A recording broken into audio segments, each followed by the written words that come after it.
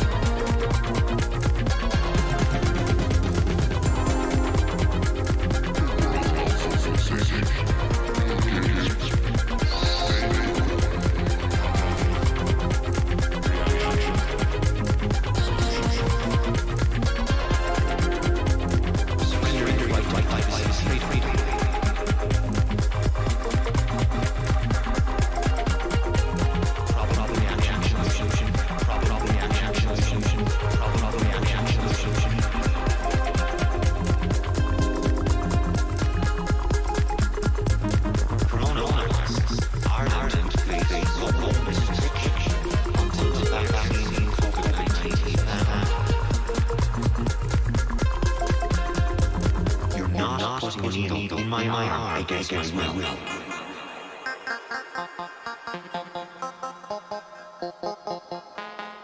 You can't go back to normal life until you take the vaccine.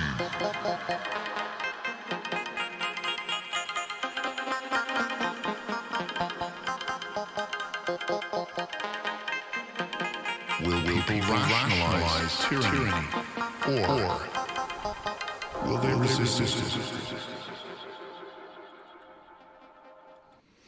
Hello, everyone, and welcome to Race to the Bottom.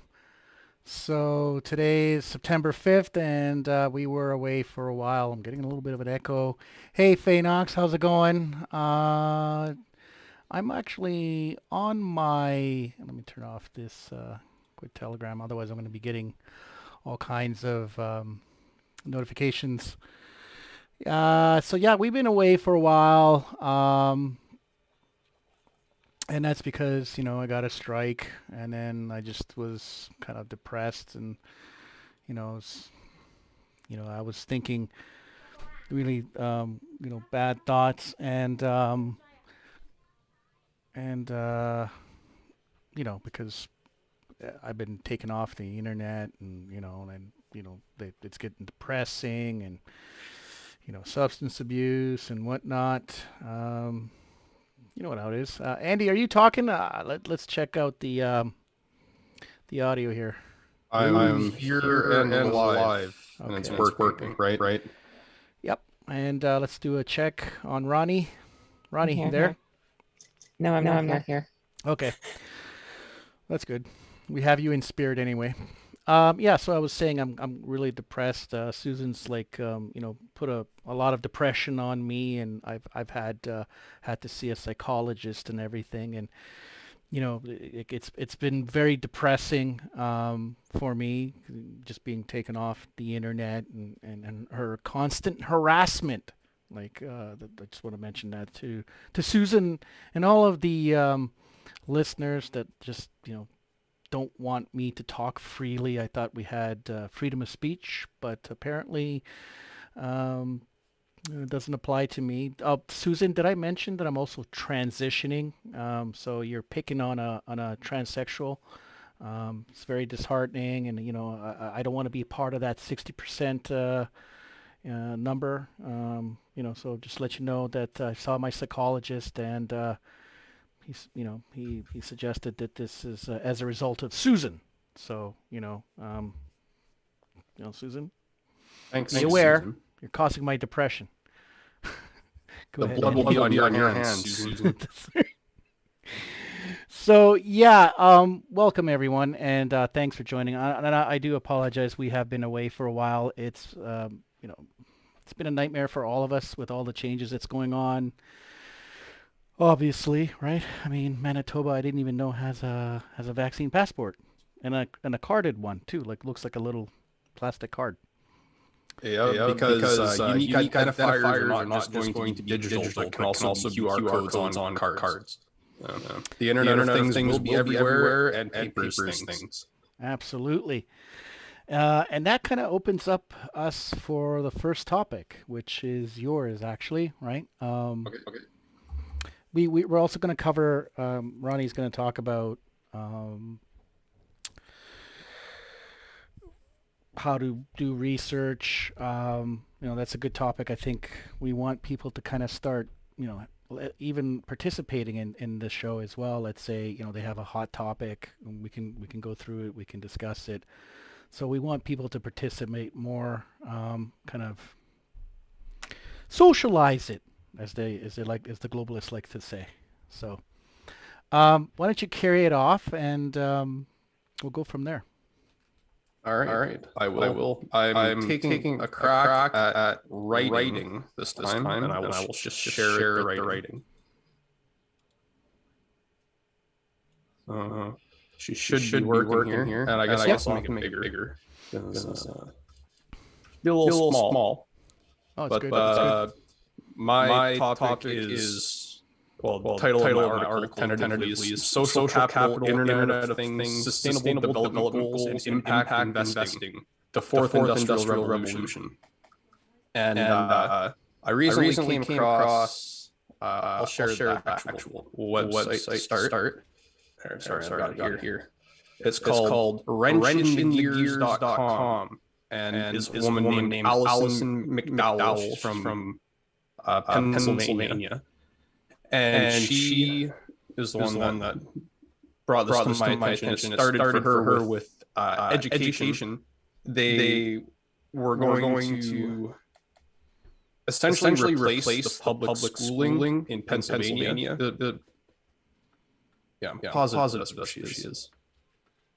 Yeah. Anyway, so we're going to replace the schooling with charter schools, basically. And they were going to do away with exams, things like that. As we've seen in the last, going on two school seasons now.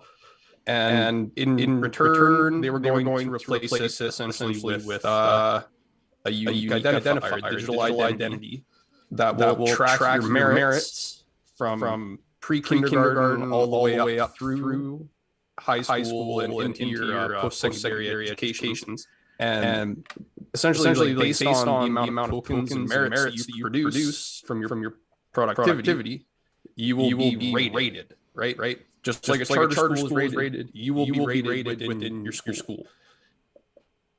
So just before you continue, a couple of things, right? One is the symbol there with the you could say all-seeing eye, and with the Skittles there as the iris.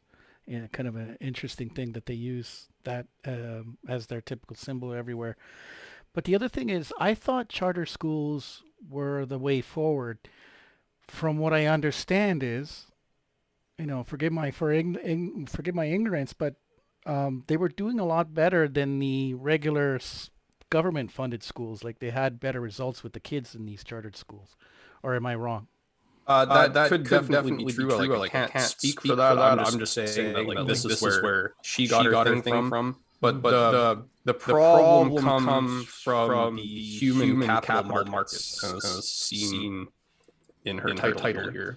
And that basically is you're a human and you're capital, and we're going to speculate based on your productivity, how useful you are to society, and we're going to gamble on it. So anyways, I'll just read my article, and I have notes as well, because I haven't finished putting this all together. The 2 hours wasn't enough time to write everything down, apparently. And so I'll just get started. Digital identity, unique identifiers, QR codes. Vaccine cards are not only the beginning of the great data collection scheme of the Fourth Industrial Revolution. Unique identifiers for every human, as described in the UN Sustainable Development Goals and Agenda 2030, is what we're really seeing rolled out. Set up on the blockchain and recorded in decentralized ledgers. Metadata connected to your unique identifier will travel with you through your whole life cycle, birth and death. And then I've got an article here, and this is from Tanzania in Africa. First blockchain baby is born in Tanzania.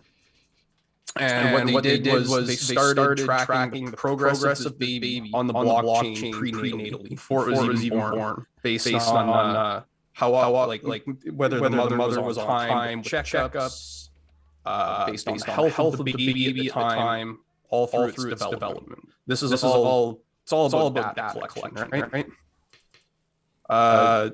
The key reason for collecting a life source of information is data analytics and artificial intelligence to make smart economic choices on your behalf through an unknown contract in which you are penalized for underperforming. Health information, spending data, behavior, etc. will all be used to target you with products and services suited to your profile. Also, it will be used to make you a commodity, human capital. And I took this from Alison McDowell's website from that presentation there. And human capital performance bonds. The way that this starts is it starts with an external investor, private money that gives cash to the government or potentially takes out a loan. And I'll get to that farther down in here. And based on the performance of set out. I just we're kind of echoing. Give me a sec. I just need to figure out. So keep going. Faye, let me know if he's echoing. Should be my problem here. Go ahead, Danny. Yeah. So based on the performance set out in the investment goal, the money will be given to like an NGO to implement these goals. Let's say that your goal is to put people in, because we got to remember that this is all under the social development goals, right? And sustainability and shit. So like based on how many people that you can get put into affordable housing, the outcome of the users of your affordable housing platform will produce money for you, right? So like it says, external investor buys state appropriated bond that is linked to specific economic criteria established by the government, structured as normal market rate of return. Number 2, state deposits investor funds in performance pool where it is held until payout terms are met by pre-certified nonprofit. Nonprofit qualifies for working capital loan from the performance pools, etc. Pool pays out to nonprofit based on nonprofit meeting government performance goals. Nonprofit pool oversight board annually validates performance value, the return on investment to the state. If performance targets are met, government receives high return on investment and cash flow to fund principal repayment and interest. If performance targets are not met, states has use of funds for principal repayment, interest, or other purposes until the bond period terminates. So human capital investing or human capital performance bonds may and will likely be used to commoditize you. For human capital performance bonds, or from human capital performance bonds by Steve Rothschild, and this was written for the Federal Reserve Bank of San Francisco. And this is a relatively current paper because it talks about the new normal. It says, for human service providers, the new normal poses some big challenges. Faced with tighter budgets, federal, state, and local governments are cutting back on discretionary programs, often human services. Ironically, these same human services, funded appropriately, could help remedy public budget imbalances over the long run because they deliver preventative measures and social change. Numerous studies have shown that the best service programs deliver more in benefits than they cost. For example, childhood learning, workforce training, post-incarceration programs, chemical dependency treatments, supportive housing, and counseling for long-term caregivers. So right there, you're seeing like a lot of sustainable development goals wrapped in, right? Funded appropriately, this is me now, that's the end of the quote. Funded appropriately could help remedy the budget issues of government. Consider the following, and this is also from Alison McDowell's website. Social benefits distribution use case snapshot from the Illinois Blockchain Task Force. An interesting application could be an entitlements digital currency for benefits programs such as food stamps, but it also, like not just food stamps. Providing a digital identity verification would help the program accurately verify applicants and reduce fraud. Smart contracts could precisely determine eligibility, efficiency, and effectively. Yeah. An additional healthy eating token incentive program could be offered to achieve ancillary health goals, providing additional cost saving for other health benefit systems. So down here, we have the applicant for welfare, but it doesn't have to be welfare. This could be your pension, right? Could be anything. So you apply for your benefits program to the government. The government verifies your digital identity, which is your self-sovereign digital identity, probably from the United Nations or integrated with. Benefit eligibility smart contracts determine amount and areas for redemption, automated verification, and this all works on blockchain. Issues benefit tokens that can be redeemed at local stores into your benefits wallet.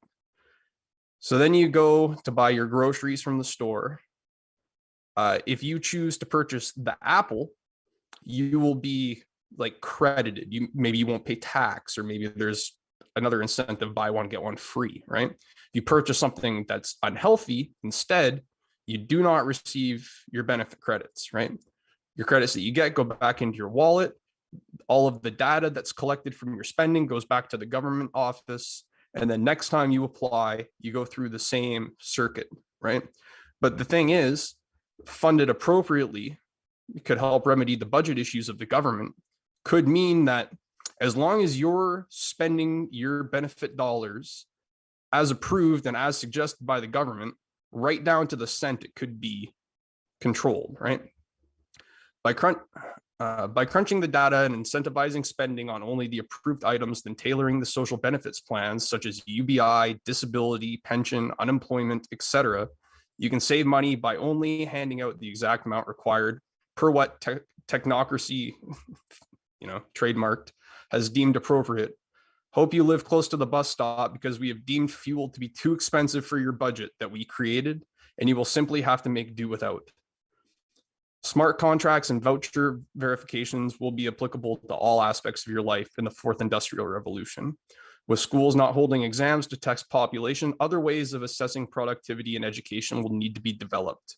But fear not, by using a unique identifier tied to your school record and the sensors covered smart device that you've been issued for all levels of education, the need for standardized testing is done away with. By keeping track of your achievements in an outcome-based environment, completion tokens will be accumulated on your permanent record. Accelerated learning could be achieved by allowing faster progressing students to gain more tokens, and will therefore have more value in the post-education world. Kind of spooky. And this is somewhat theoretical, but also like very practical. With an Internet of Things collecting data everywhere around you and everything you interact with, having sensors and QR codes, public-private partnerships will be established to crunch the data with things like AI. This accumulation of information will be used for the new impact investing programs which have been created out of sight. Mark Carney, former Bank of Canada governor and Bank of England as well, is head of impact investing at Brookfield Asset Management. And his speech given by Mark a few years ago, which I covered on the show a while ago, but I didn't bother to look for it tonight because I thought it'd be too much work. He says, "It's not what you know, it's who you are." Are you starting to get the picture? With all of this new information at the disposal of the new AI, new markets can be created, such as selling you new heart medicine based on your slightly elevated blood pressure, because the data says that you need it. One of the leading innovators in impact investing in Canada is MARS, which I believe stands for Marketing and Research Sales. By bringing together the best in marketing, research and development, and sales under one roof, running on cheap, if not free labor in the research and development field, they are working to make profits hand over fist. The big fields of development ahead are technology and data, medicine, and energy, because all of these are the underpinnings for the fourth industrial revolution and the technocratic society. Currently on the list of Mars companies, because we can talk about it more, Mars has a big investment center and a huge building, I think at the University of Toronto. And within this building, they bring in all of these companies. That's how this works. So currently on the list of Mars companies is a business called Blue Dot, that is a digital health company that uses data to do risk assessments on pandemic outbreaks used by the Canadian government and also private sector companies like Air Canada. Another company based in the Mars building is CFAR, Canadian Institute for Advanced Research, who is Canada's leader in the Pan-Canadian Artificial Intelligence Strategy, which will obviously be a key to unlocking the potential of data. Within the new data will be discovered new markets and opportunities for investments, such as pay-for-success agreements. Pay-for-success is a way of measuring outcome and being paid for it. A government program is created with use of a public-private partnership, and based on the outcome, being the users, the government will pay out, hence pay-for-success. But how will this success be measured? And if it is really useful or constructive outcome is hardly relevant. What is important is that within the structure of the repayment is firstly a debt that can be securitized. A pay-for-success arrangement that includes a contingent loan whose risk is taken by the lender is called a social impact bond. Think of this as a securitization of debt. The debt is repaid as well as a percentage on top. Just got to bet on the right horse. This can be applicable to government programs, but also to things such as student loans or newly termed income sharing agreements. This is where students take on loans from private investors and have their wages garnished upon employment to repay the debt. So here's a little bit how the pay for success works, right? Same as sort of what we looked at before. You have an ongoing problem, outcome-based contracts come in of the what works government. You set narrow success metrics, such as test scores or whatever. Investors front money for services. And then the big hedge funds securitize the debts and trade them. People monitored and commodified as data in the Internet of Things. Appointed third party reviews the data, Palantir, which is who is being used in the United States. And then deal paid or not asset-backed securities. So this is where the short happens, right? The big hedge funds dips before the repayment happens. The Allison, she equates it to the movie The Big Short in the housing market in 2008, where these guys were betting on securitized debts and they were making money hand over fist, right? And then everything crashed, and who lost was the people who got fucked, right? So this is only one aspect of the usefulness of unique identifiers, blockchain ledgers, and QR code passports. Canada has recently created a personal data dashboard supported by a unique identifier where you can manage all of your government services called OneGov, which is part of the Sustainable Development Goals to set up open government portals. The reason for this was to create a single place for you to manage all of your data at the federal government level. Sounds convenient, right? Also sounds like a good way to consolidate data collection for analysis. Like I say, I didn't get to write down everything. I've got more notes, but the next interesting part is the gamification of society through augmented realities and the Internet of Things. So through the use of IoT and augmented realities, we're going to be encountering a gamified world. Pokemon Go, created by In-Q-Tel, the venture capital arm of the CIA, was the first real sweep of an ARG, augmented reality game, in consumer culture. This game incorporated going about the real world searching for augmented items and gaining something based on completion of the goal. What about if the ARG wasn't really a game, but was actually part of gaining blockchain tokens based on outcome of your total assigned tasks at work? Your pay will be based on performance and outcome. If you're not meeting set goals, you may be penalized until your profitability is increased. And that's all that I have written down here at the moment, but we can definitely talk about it more. And the interesting thing about ARGs, augmented reality games, is like QAnon is an augmented reality game. It's a digital game where people do research and data is collected, right? Or you think about like the Cicada 3301 stuff that happened, right? that was an augmented reality game, because at the end there was nothing gained, but it was fun, right? Just like QAnon is fun for people.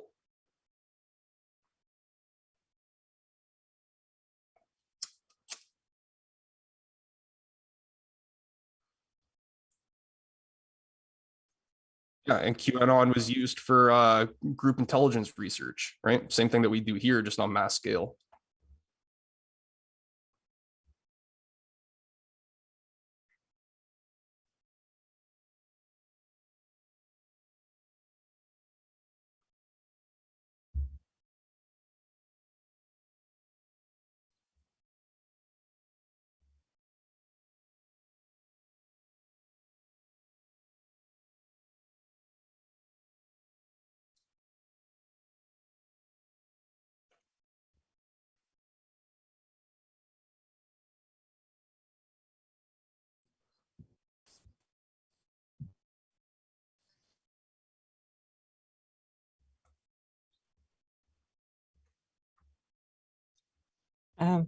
Yeah.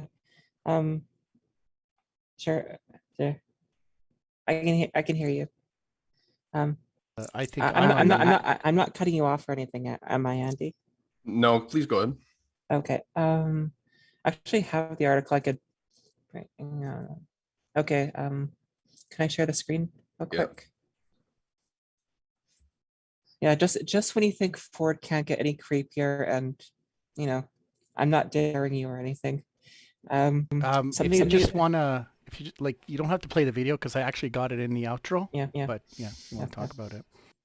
Anyhow, this company in, I believe, Scarborough has partnered with Microsoft for something called Trace Scan, which is essentially more or less a wristwatch or a tracker bracelet, depending on your point of view. Essentially, it's wearable contact tracing information.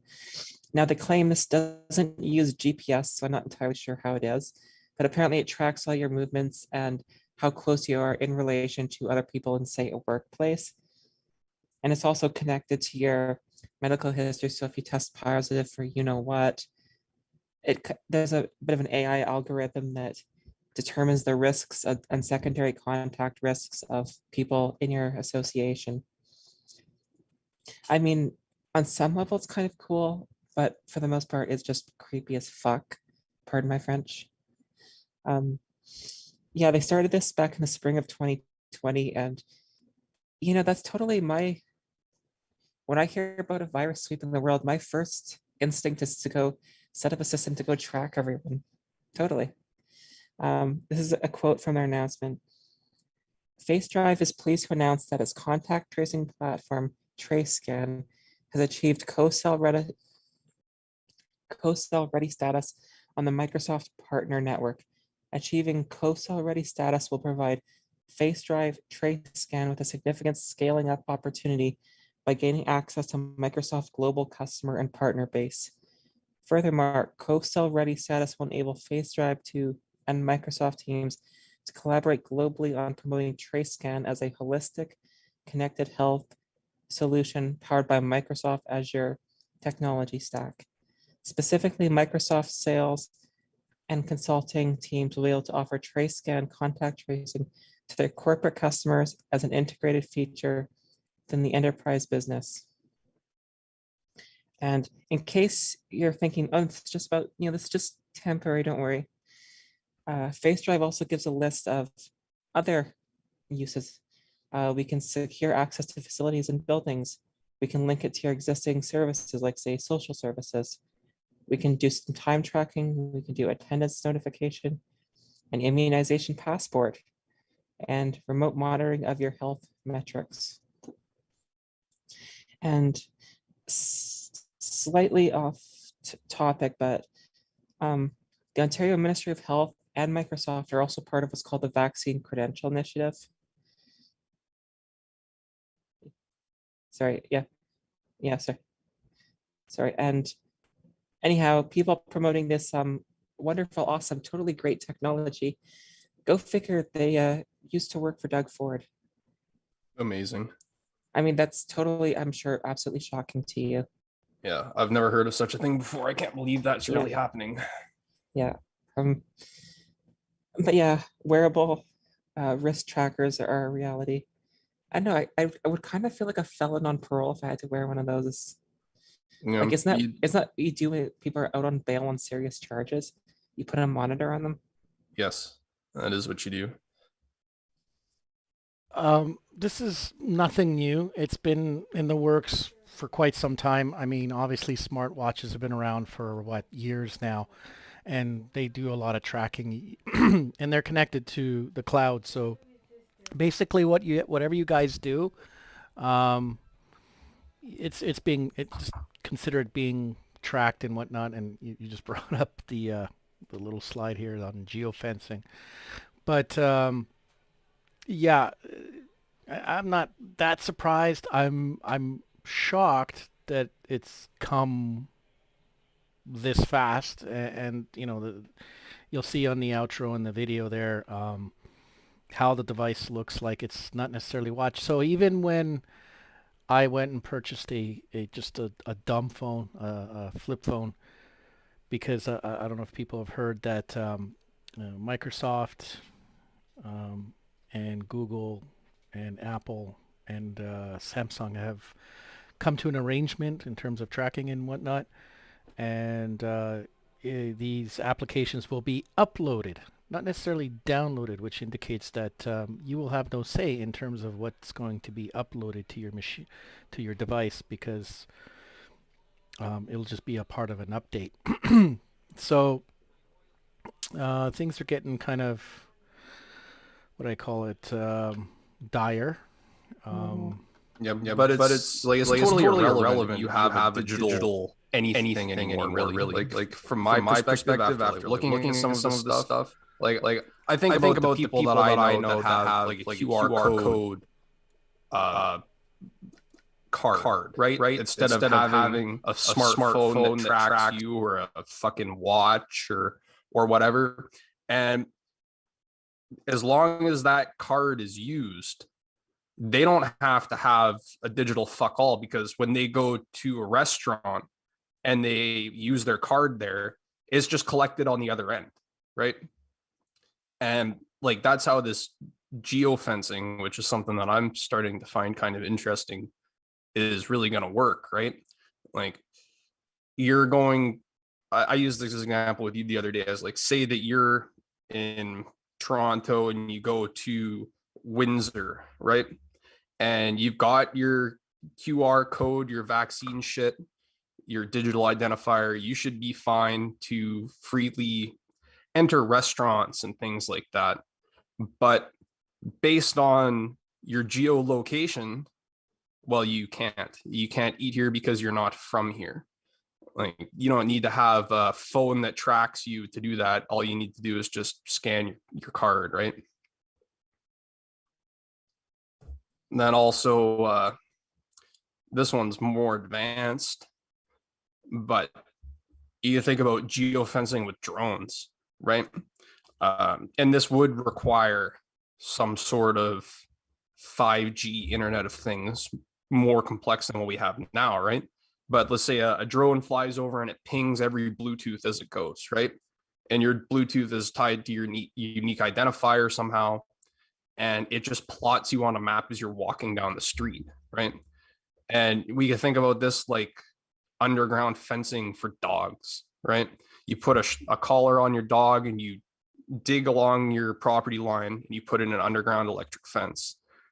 And as soon as your dog tries to go past that electric fence area, he gets a zap, right? And he knows to stay in the yard. This would be applied differently, but it's the same concept. It's just training for us. Yeah. And like back to like the augmented reality games and like gaining tokens and vouchers for productivity, like it's not a far-fetched, because like people already play Farmville on Facebook, right? And every day on Farmville you do your whatever tasks and you get given your Farmville tokens in exchange for your productivity, right? This gamification will be applied to like life itself. So, or another thing that I came across courtesy of this Allison woman is where is it? This one. Japan's work via robot cafe helps disabled workers shine. And so these disabled workers cannot physically attend work, but they can work via cyberspace and control robots and be paid that way. So do I think that we're going to have robot cafes in Canada tomorrow? Not likely, but it's definitely interesting. So, or even when you think about like the gamification and productivity, like, I don't know if you're willing to talk about it, Fred, but you told me that you have some sort of program at work that gauges your productivity and tells you everything that you do and how long you do it for, right? Like all of those metrics are going to be important. Yeah, because in the long run, like if I can do things 30 seconds faster than you can, well, all of a sudden I'm worth $2 more than you are. Or maybe you're just worth $2 less, right? Maybe I'm the baseline. so just a couple of things on this that I want to talk about from different perspectives. So the West has always seen robotics somewhat as an intrusive form of technology. Japan sees it a little bit differently, and its approach is a little bit different. So in terms of the robotics and technology in Japan, their view on it was not to be intrusive or a replacement, but more of an assistance, something that can help the elderly function more in society and be participating more in society. Whereas here it's a little bit different, right? So just want to keep that in mind. The one thing about the bands and the Y bands, I don't know if you know what that stands for, but it basically stands for body area networks. This is something that's been in play for quite some time. Even in the early 2000s, and they were talking about having something like monitors, and this is kind of where the smartwatches that their capabilities grow at each increment. So a couple of the first smartwatch wasn't able to really read your heartbeat, and then the new smartwatch had a heartbeat sensor or heart rate. I'm assuming the new ones will actually then have the oximeters because you can buy those separately. You put them on the finger, takes your oxygen levels. They'll be able to do that, and then they're so sophisticated now that these smartwatches can tell you, like, and I remember watching a documentary about how these Jewish security agencies and stuff, they can literally tell where you've been and stuff, or what you're doing, because the gyroscopes in these things can tell you if you're walking or riding a bike and whatnot. So it's very predictable. It's predictive programming, and with smart AI, it's gonna kind of gauge your daily routine. And we're very routine based animals. We have our set routines. We get up at a set time. We might go grab a coffee or a cigarette. We're so predictable. Now with this AI, it'll be doing everything. It'll be like something out of Black Mirror where you really don't have a choice anymore. You just have the illusion of it. Even though we have an illusion of that we do have a choice today, because everybody goes out and votes and they think that they've made an actual choice. It's just you're giving authority to someone else to make a choice for you. That's not a choice. Yeah, and you say that we're predictable, right? But the thing is once all of the data is collected and the metrics, and you think about what like Cambridge Analytica did with Facebook, right? Like that can be applied to like anything. It can manipulate the way that you perceive things. But like you say, your smartwatch might know when you're riding a bike. Well, you just gained 5 tokens for riding your bike today to work instead of driving your car. Like this is the gamification of everything. Yeah, so we talked a little bit about this, what my work is doing. So there's an application there, and it's becoming quite popular. You've seen it on YouTube. If you guys watch YouTube a lot, they've talked about it here and there, where they would have these cue cards, and they would have to scan, and they'd have to wear them, and there was a camera on them, and it would follow everything they do throughout their day. Like, if you took a shit too long, you would get in trouble. You're gonna dock some money maybe. Now, this application is tied to the MAC address of this PC. And what's happening is the PC's feeding this information. Like, for example, if I have Excel open for so many hours, if I have Word open, it's not that intelligent yet to actually, because that means that Microsoft would have to share their code. I'm sure down the road they will, because, like Microsoft wants to do everything for you, including wipe your ass. And so what's happening is that it reads what applications open, and then the application is telling this other application, yeah, this has been open for so many hours. And then he switched to this. So I'll get a weekly report saying you've spent this many hours idle, you spent this many hours, and then it just gets fed in through, like you would say, the blockchain. And then someone just looks at what the productivity is. This is insane. Like, this is 100% lean methodology, and lean methodology is slavery at its best, because lean came out of Toyota, and how lean worked there is they wanted to be very efficient.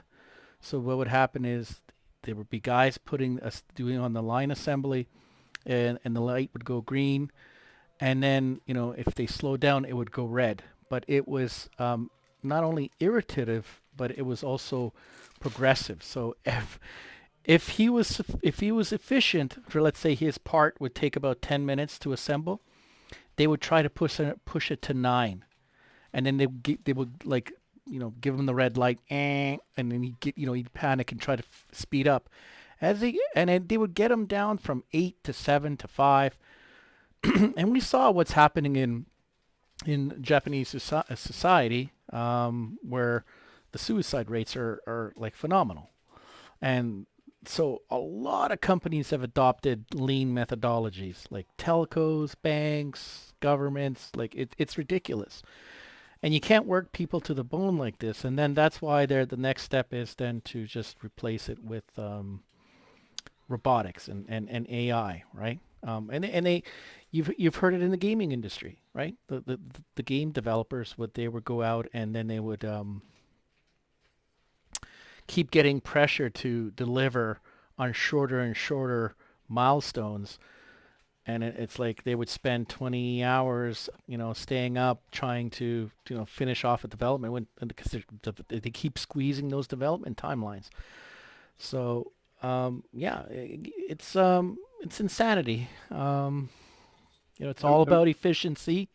If anyone's watched this movie called The Efficiency Man, with Anthony Hopkins, really good movie, kind of talks about that. And actually, to your point, Andy, is the lady that covered this story actually mentions the efficiency experts that went out in the late 30s and 40s.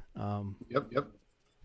So, And like I say, the application of these metrics of your productivity could be applied to your pension, right? You receive a pension from the company that you work for. You worked for them for 20 years, and so is the guy that you sit next to. His productivity metric is 15 points higher than you, and therefore his pension pays more than yours does, because you just didn't perform as well. So it's seriously weird, right? It shouldn't be used to decide whether you're should be able to get a job, or because like these metrics could be shared between companies, right? Especially if they're tied to your unique identifier. You can't even step away from that. It's tied to you forever.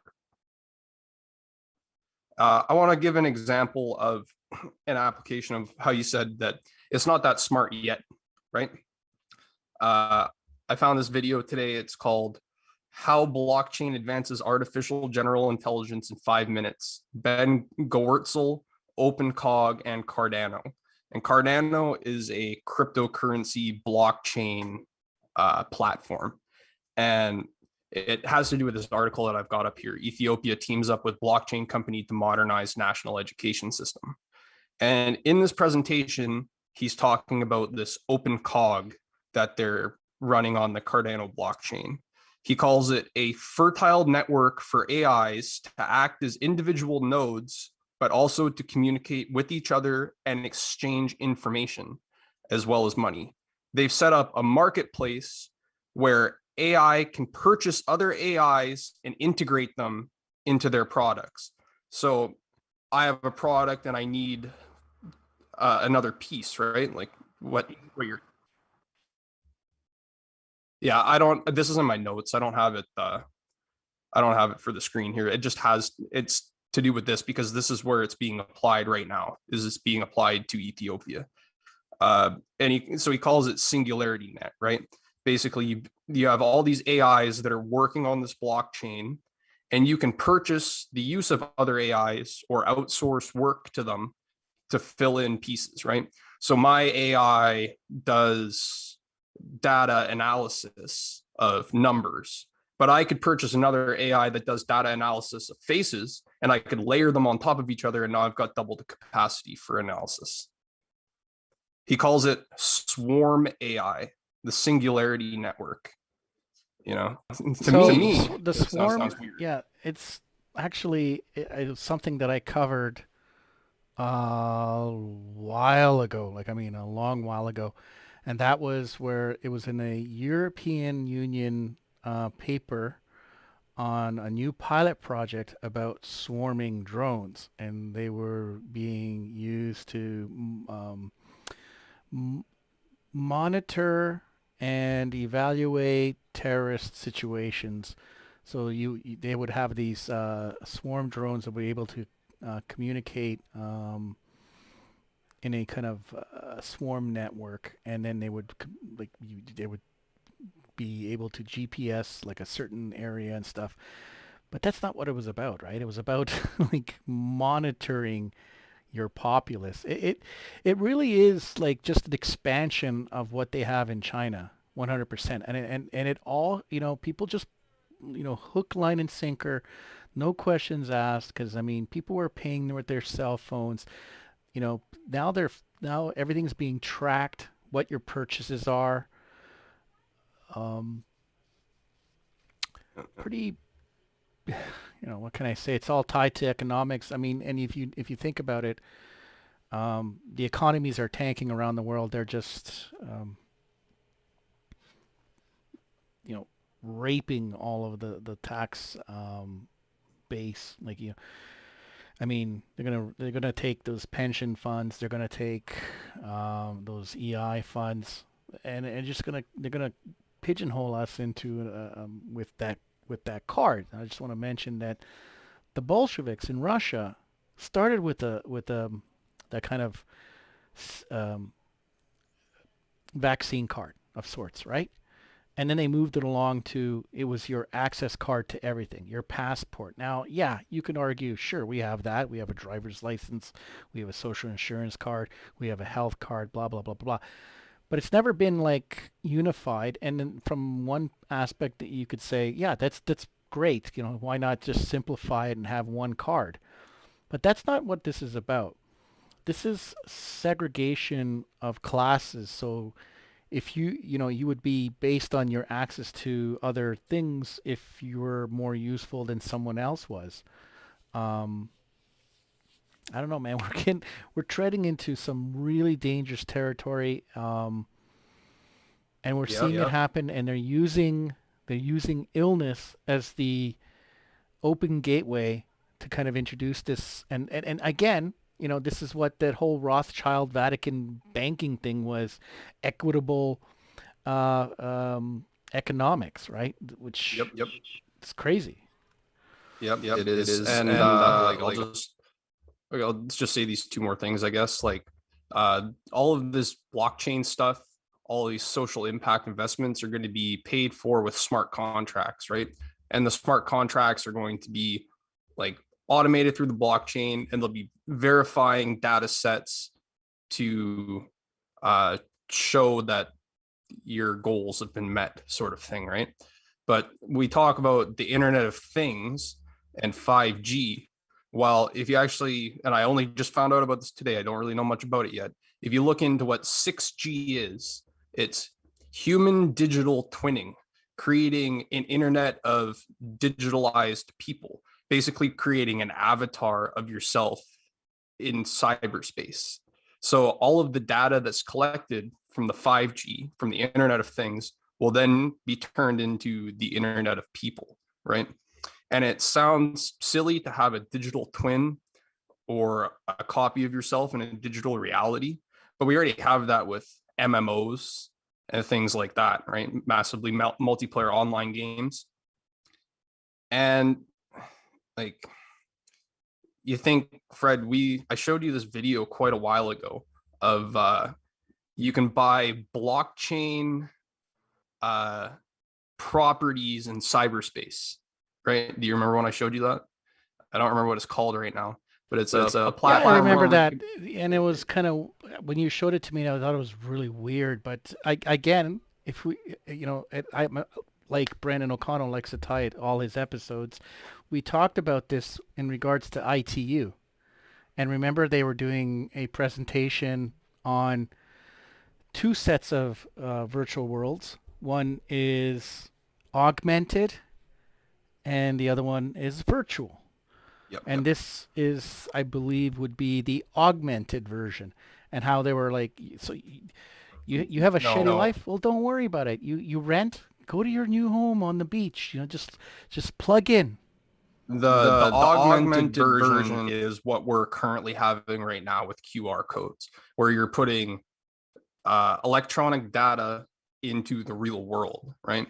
Same as, it's a different form of the Pokemon Go thing, right? It's like, you imagine that I'm putting up posters all over town that have a QR code on the bottom of them.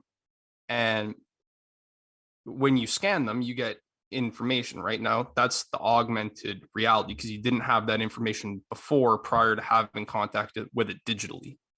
The virtual reality is the next step of the singularity, wherein the technocrats want to do away with your physical body, right? We'll hook you up to some tubes that will give you nourishment, and you will live through a virtual world while your vessel sits here empty and fucking rots. And I also wanted to say too that singularity network that I was talking about, that open cog, that was funded by Jeffrey Epstein.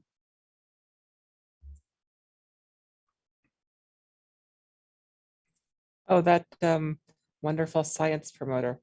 Yeah, Hopefully- that guy who funded JF Garvey, or whatever the fuck that guy's name is, from Quebec.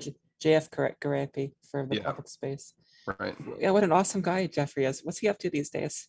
I don't know, man. Hard to say. I don't hear from him much anymore. No, you don't. So, and like, yeah, we have all of this stuff, like, from the technological aspects, but like, if you look back to the beginnings of a lot of this shit, like, it's all occult stuff, and it's creating a singularity and leaving empty vessels here is just prime for your body to be taken over by something that doesn't belong in it. So just kind of leave that with everybody, I guess. I think it's good enough for now. Once I kind of gather my thoughts on the rest of my notes and put them together, maybe we'll attack this again. This also has to do with like creative destruction labs, which is another thing that's run in Canada. And the first time that I came across that, not to do with the website in Canada, was I was reading a book called Market Failure, which is about the collapse of, the supposed creation of the economies in Eastern Europe after and around the collapse of the Soviet Union. And it talks about creative destruction as a way of injecting money from the rich into things that look good in order to create more profits for themselves, essentially. And that's what's going on right now. Like, so who knows?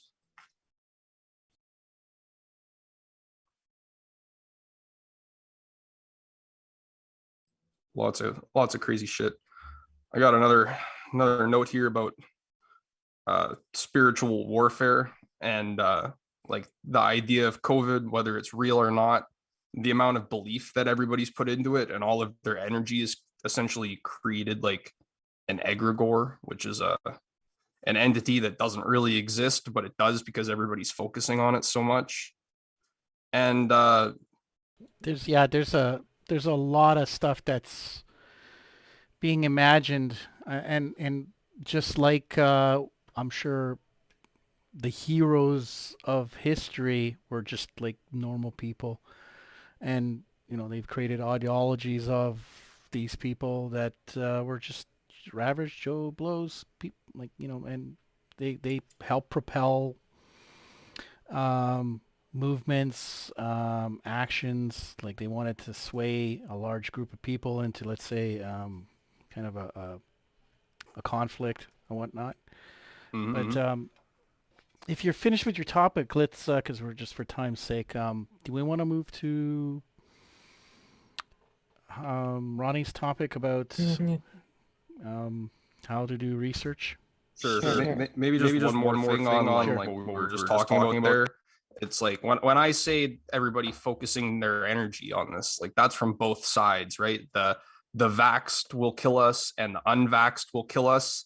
They're both fucking just copper tops, tinfoil hats, and not in the sense of like shielding myself, but the tinfoil is projecting your thoughts outwards like fucking crazy. And like it's two sides of the same thing. We're sitting here currently on the outside looking at this other stuff going, hey, everybody just pull back, calm the fuck down, and like focus your energy somewhere else that's more constructive. That's all I have now. Okay, actually, just before the research, I just had two very quick things on the topic of tech. You know how I like to go searching through the Parliament records just to see what people are talking about? Yeah. I actually came across two interesting, well, nothing's happening now because obviously Parliament's dissolved, but they had a hearing back in May. It had to do with the use of facial recognition and also the use of bitch. Now, this is just a discussion, and they called a few witnesses, including the privacy commissioner. One of the complaints had to do with, I think it was Cadillac Fairview, the chain, using it on customers without their knowledge. Another one, I think, was Clearview, using it and then sharing their recognition with local police.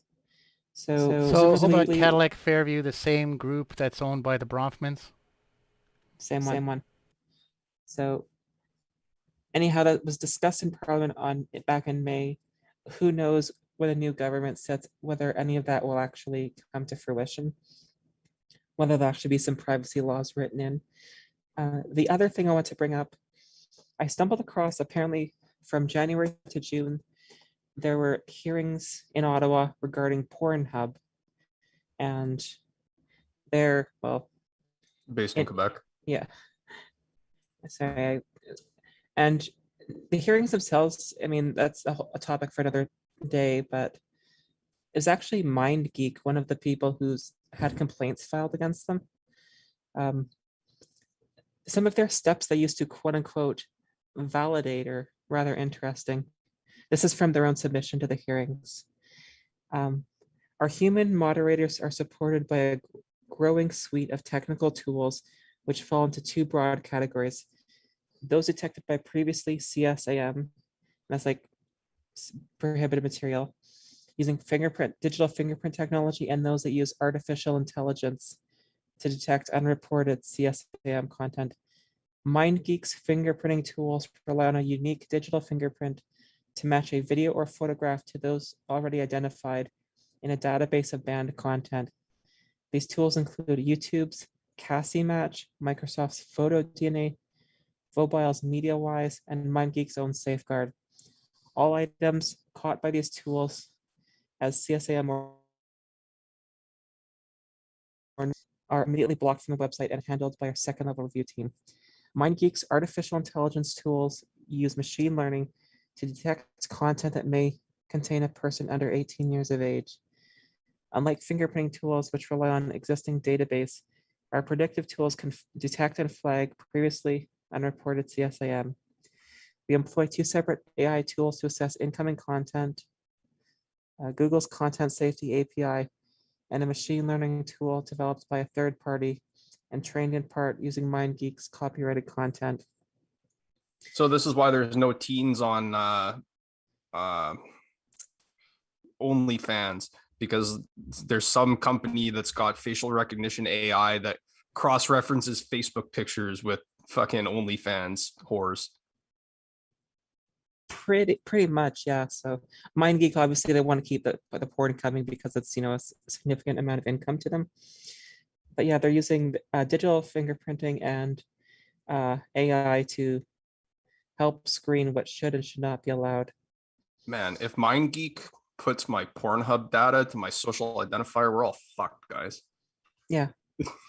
Now, and it's interesting that with the hearings, there's several groups, including let's just say the alphabet soup, who's, yeah, we don't really want to shut down porn. Oh yeah, we're fine with making it a little safer, but we don't actually want to scrap it. But yeah, and that's a huge problem though. Like, say your Facebook pages of, I don't know, 5 or 10 years ago of you, I don't know, just being a drunken idiot. Could those now be cross-referenced with things here? Could your account be cross-referenced?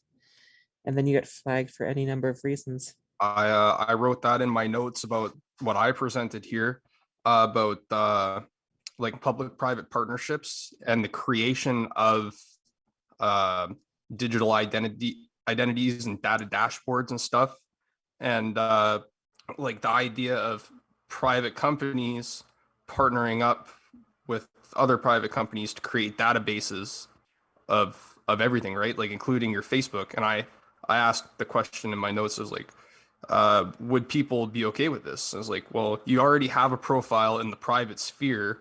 Will that merge with the public sphere? Social media shows us yes. Social profiles for 10 plus years create timelines, and public figures use these private sites to publish public information. So therefore, like, everything is just going to merge together. Yeah. Well, they used something like this, I think it was a year or two ago, to out and dox the iconoclast because he was typically unknown. He's a YouTuber in the UK. The Guardian actually did something not too dissimilar from this to find out who he really was, and then they harassed him.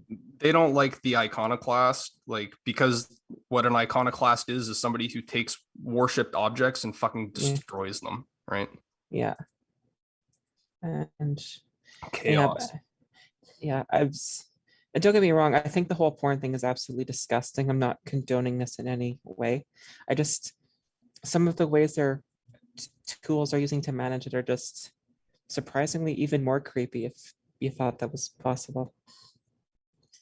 Anyhow, the other thing I had to share tonight was, now, I've done several pieces on this. It's basically how to do your own research, how to do your own investigative journalism. I've had requests from people like, how do you do this? How do you put these together? And I'll go through it quickly. And someone asked here a while back, who should we trust when it comes to, reporting the news? The answer is no one. If you really want to know what's going on, the only one you can trust is essentially yourself.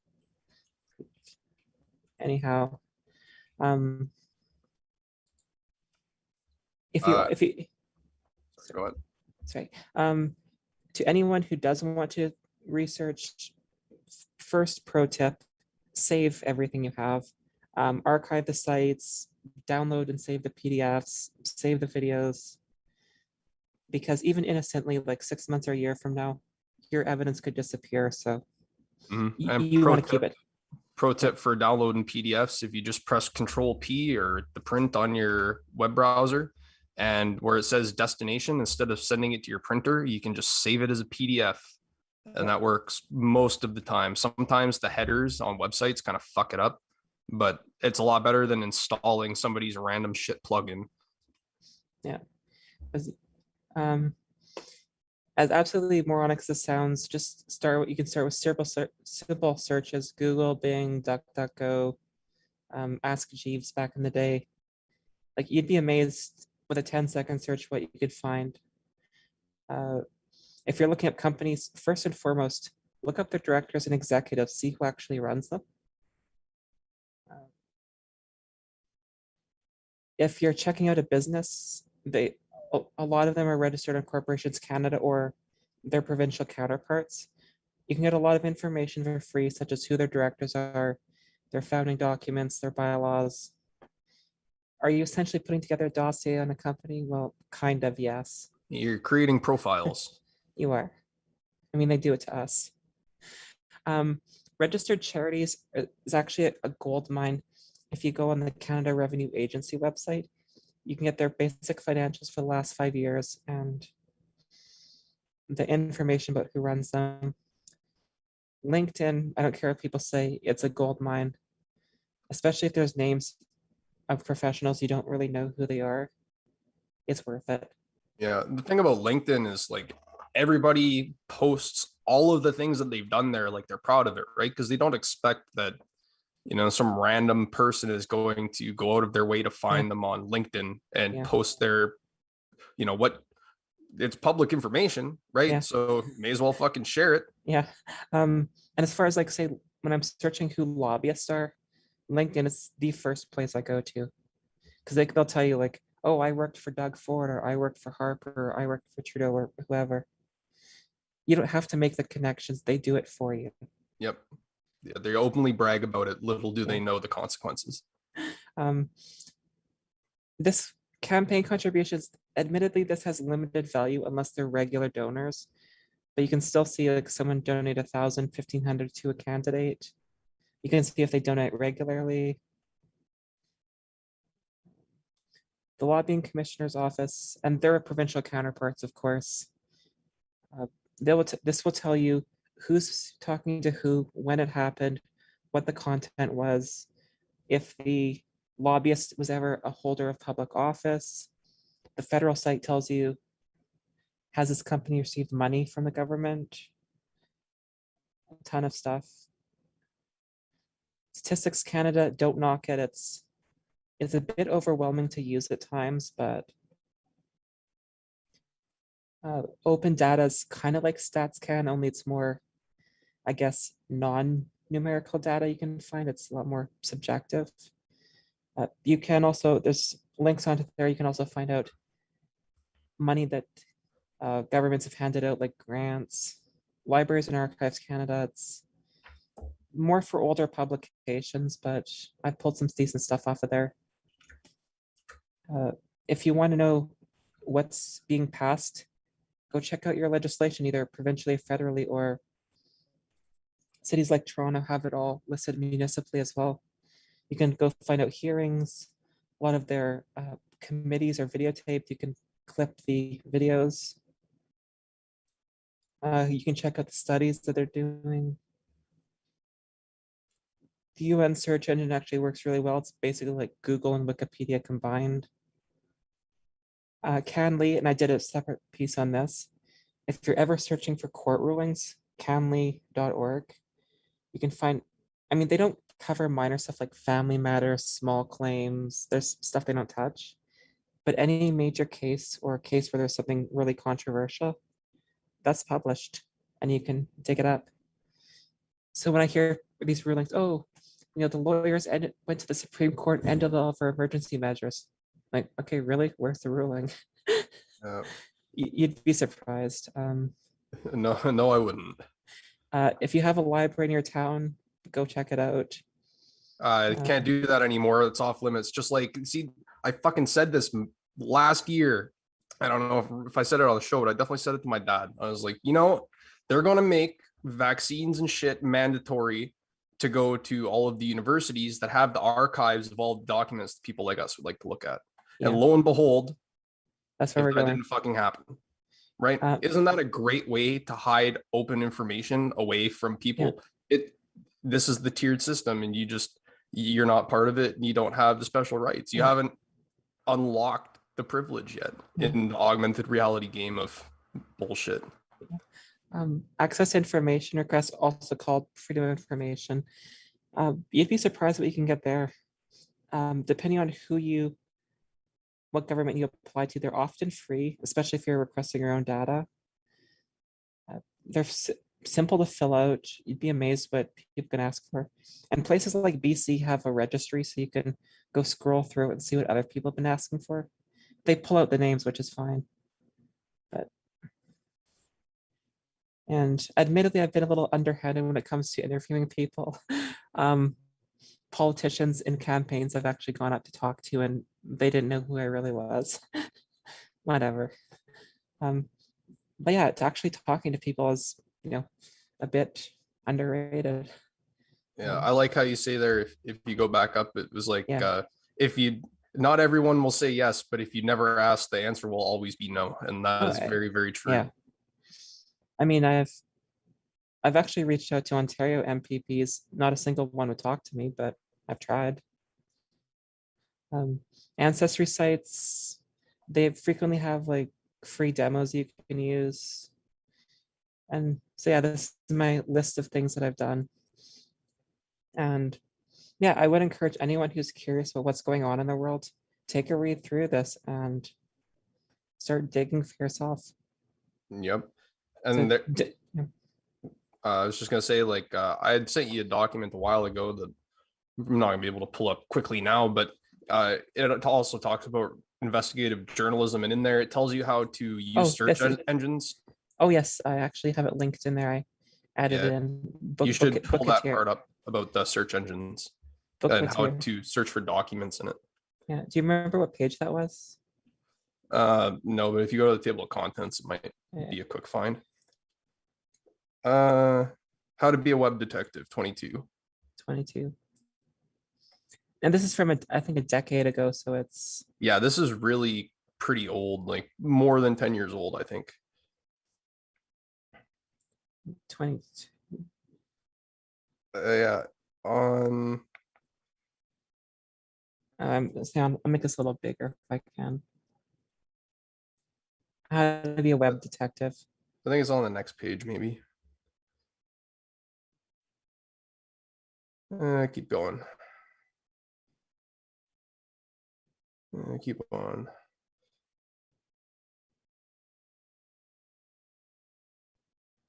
All right, it's not right there, but basically there's a way that you can use a search engine to search for specific documents. Like if you want to find something that's a doc, you can search company name, doc, person's name, doc, or person's name PDF, person's name MP3 if you want to find audio files of them.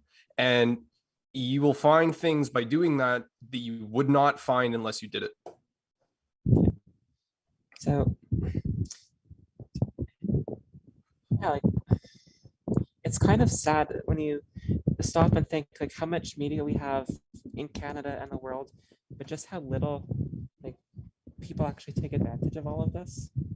Yeah, there's lots of citizen journalists in the United States. There's very few in Canada. Yeah. Well, to anyone who's interested, or if you have friends or family who are interested, anyone can do this. You essentially just need an internet connection and some patience. And that's about all I had for that. Breaking up a little bit, getting some wind there. Is that better? Yeah, that's better. Yeah. So I recommend anyone who's curious, go through the rabbit hole. Who knows? You might come across the next big story.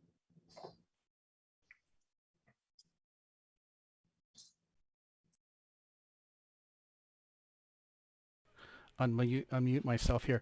Sorry, guys. I'm flipping back and forth. It's probably making you neurotic.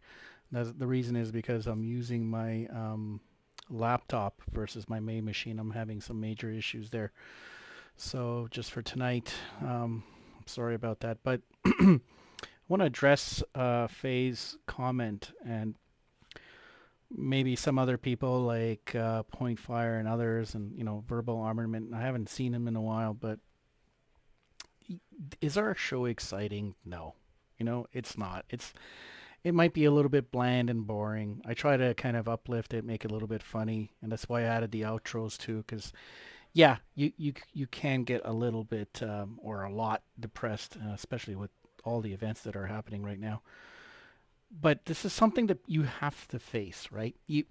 I hear a lot of people that, oh, don't get black pill, don't do this. Well, if you don't, if you can't see the bottom, you won't know where it ends. You have to know where it ends. Being black-pilled to me doesn't necessarily mean that's the end of it. You just give up. No, it's quite the opposite. Because once you know where rock bottom is, then you know how to climb out. You start figuring shit out. Because if you're not, what happens is you get a lot of losers who follow guys like Chris Sky. There are a lot of people on YouTube, especially from the Canadian sphere, that you wouldn't even know they're grifters, that you wouldn't know that they're attached to certain organizations. And I'm calling out Action for Canada and all of these other losers there that have collected vast amounts of money based on the naiveness of good people. And, people who just want things to get better. I'm telling you right now, at the current trajectory that we're going, at the accelerated rate, it ain't going to happen. It ain't going to get better. It's just going to get fucking worse. And, like Mersh from Revenge of the Sith likes to say, enjoy the suck. You got to keep your people who are think alike, allied to you. I don't like to use that word, but people, like-minded people, keep them close, check on them. Hopefully they check on you. And talk, right? And maybe through that just sort of storming discussion, you'll figure shit out, right? But you can't just avoid and deny reality. There's a very good book by a guy named Arjit Varkit and another Canadian guy who basically was an anthropologist. And they talk about that idea of denying the inevitable. Like, that's the point at which you got to wake up and go, holy shit, how bad is this system? And people are turning to, and I get it. I voted for PPC the last time, and I'm not afraid to admit it. There's probably gonna be old white guy. I don't give a fuck.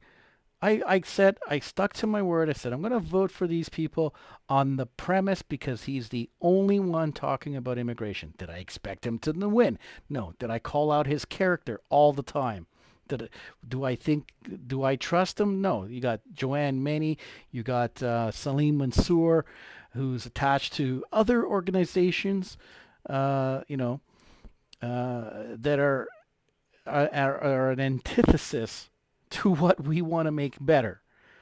So I just said, you know what, fuck it. This is kind of the last thing. I'll vote for whatever they say, and that's kind of, but it's as good as throwing your vote away. Because, right now, these guys are not going to win any seats. They're not. And maybe the thing is just not voting. It's a little too late right now. There's just not enough of us. They flooded the country with bootlickers, immigrants who are just, very tolerant of a government because they like that top-down authoritative government. Without that authority, they don't feel comfortable. They're insecure, because Big Daddy is not telling them what to do, how to feel safe and how to save money and how to do your work and how to raise your kids. They're just insecure without the big authoritative government. We see that in the Middle East, right? What happened there in Afghanistan? Fucking people, like, everybody's talking, well, they don't want them. No, bullshit. The people kind of don't care. They don't care. Like, whatever warlord comes in there, they just don't care. Like, oh, okay, well, it's, okay, that guy's going to be ruling. We have a different perception in the West of the ideas of what freedom is. And freedom is less government, no intrusion of the government. And it just seems to get getting bigger and bigger. So, I know it's a kind of, I don't want to, I know Andy doesn't want to be, nor does Ronnie or myself. We don't want to be Captain or Miss Captain Buzzkill. It's just, that's the way shit is. And nobody paid attention for so fucking long. I've been talking against immigration since my days in university. Nobody fucking cared. Nobody cared. I was called a racist, a bigot, a this, a that. I'm like, guys, this has nothing to do with race. Like, you want to close off, not talk about race? Then fine. Race doesn't exist. None of these different people exist. Asians don't exist. Blacks don't exist. Nobody exists. Oh, but they do. Wait. Like, We have a multicultural society of monoculture is fucking garbage. Like, that's what Canada is at this point. We have a lot of different colors in the flower bouquet, but they're all sitting in the same shitty water that hasn't been changed, and they're all just rotting together. But they still look good for now. So that's multiculturalism. Like people Well, gotta you remember, got like, multiple restaurants, right? Like we all should be cutting back on the amount that we're eating. But hey, yeah. we got. I never had a fucking problem before all this stuff came. I wasn't going crazy. I wasn't going, oh my God, there's going to be a Chinese restaurant, a Vietnamese restaurant, a Korean restaurant, a Japanese restaurant, Italian, like, there's always Italian there. But I mean, like, I wasn't neurotic. I knew a lot of old stock Canadians. They weren't neurotic. They weren't sitting there on the porch going, God damn it. It's hockey night in Canada. Fuck. I wish there was a Vietnamese restaurant across the street. This was just kind of, again, we see it like on the topics tonight, and I'm going to touch upon Andy's topic, which is this is just neuro-linguistic programming, right? There's different formats of programming. One is neuro-linguistic, using certain words to soften the blow. And it's Hegelian too, in the sense of they say one thing, but it actually means something different, right? Like the sustainable development goals, like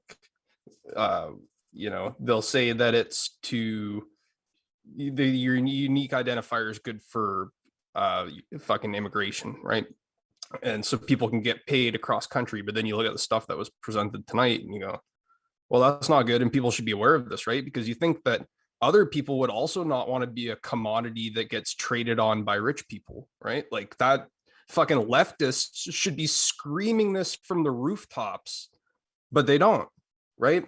And if you were to approach them and tell them about this, they would go, oh, well, you just hate poor people. You're just a bigot. It's like, but, like you need to understand that everything is fucking Hegelian.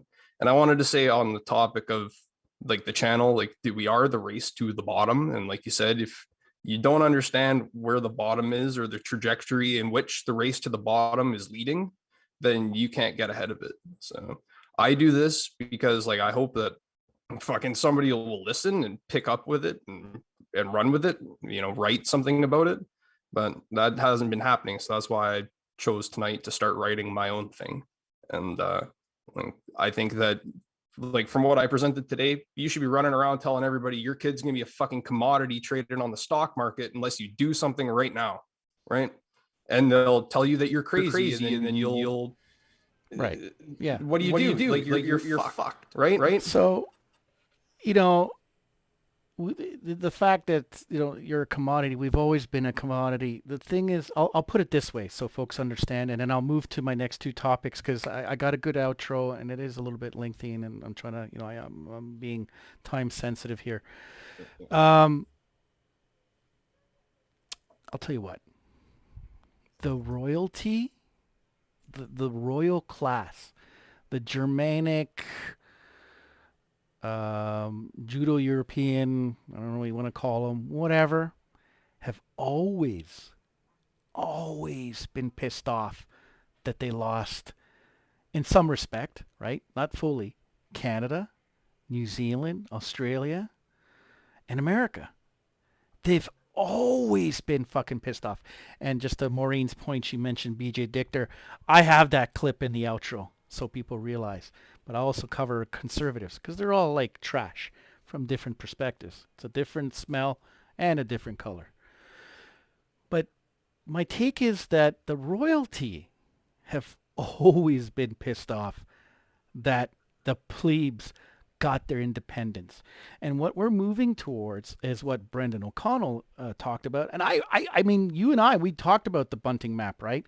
And I got McKinder's books and stuff, and he outlines it very well there. Maybe one day I'll cover it.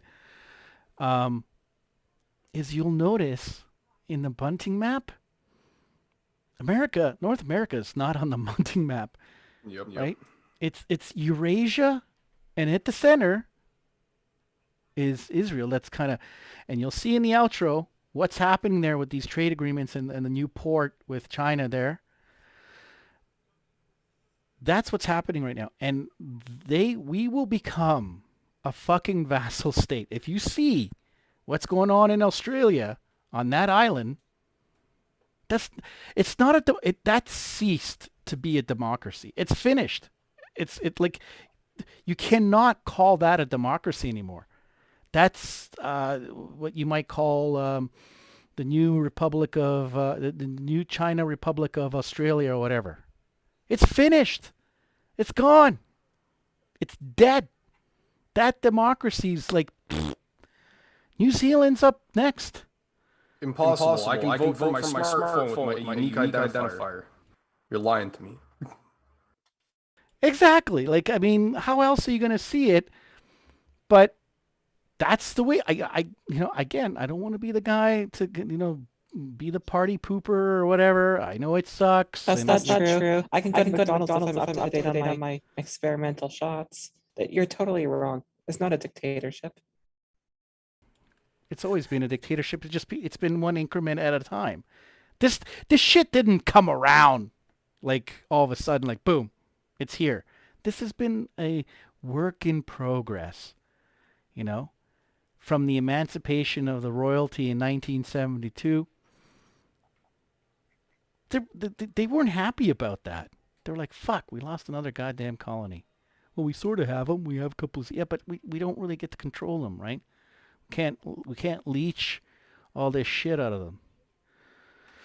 So that's something to think about. But I want to bring up a topic. Let me see if I can bring it up. Yeah. This is funny. I again, this is kind of you go down rabbit holes and stuff, and I found this book. It comes from an NGO that they call climatechangecommunication.org. Because it's all connected, right? It's not just one thing. No, we talk to death about that particular illness ad nauseum, and I think everybody's fucking bored of it. So let's move on. Let's talk about the technology. Back to the ITU shit and all of these other plans in ID 2020. Because that's the real thing, right? It's not about that. They're just that's their gateway, right, to all this other shit. And we talked about it all at the beginning, and then everybody just stopped. And we got fucking caught up in the other stuff too, but we should have just kept preaching this stuff. Yep. So this is written by, let me make this a little bit bigger, written by Stephen Lewandowski. And no, I think his name is Stefan. I'm pretty sure he's pronounced it. Stefan, sure. I knew a dude named Stefan who wrote his name. That's what I assume. So he comes from the School of Psychological Science. What of course, right? University of Bristol. Again, there's your fucking linguistic, neuro-linguistic programming, right? University of Bristol School of Psychological Science, University of Western Australia, Cicero Oceans and Atmosphere, Hobart. These guys are from Australia. And here, like, this is... They are so pissed off that we exist, that we have a platform that we can kind of like talk about this shit. So they can't get us all off, right? Because there's some alternate. Maybe we get kicked off or whatever, and then somebody says, yeah, they've gone over there, right? Now, there's still a lot of other YouTubers with bigger, wider audiences, and they'll talk about this kind of stuff that we talk, maybe not go into like all this detail. But it says here, real conspiracies do exist. Yes, you're the conspiracy. Volkswagen conspired to cheat emissions test, yeah, for the diesel engines. The U.S. National Security Agency secretly spied on civilian internet users, yeah.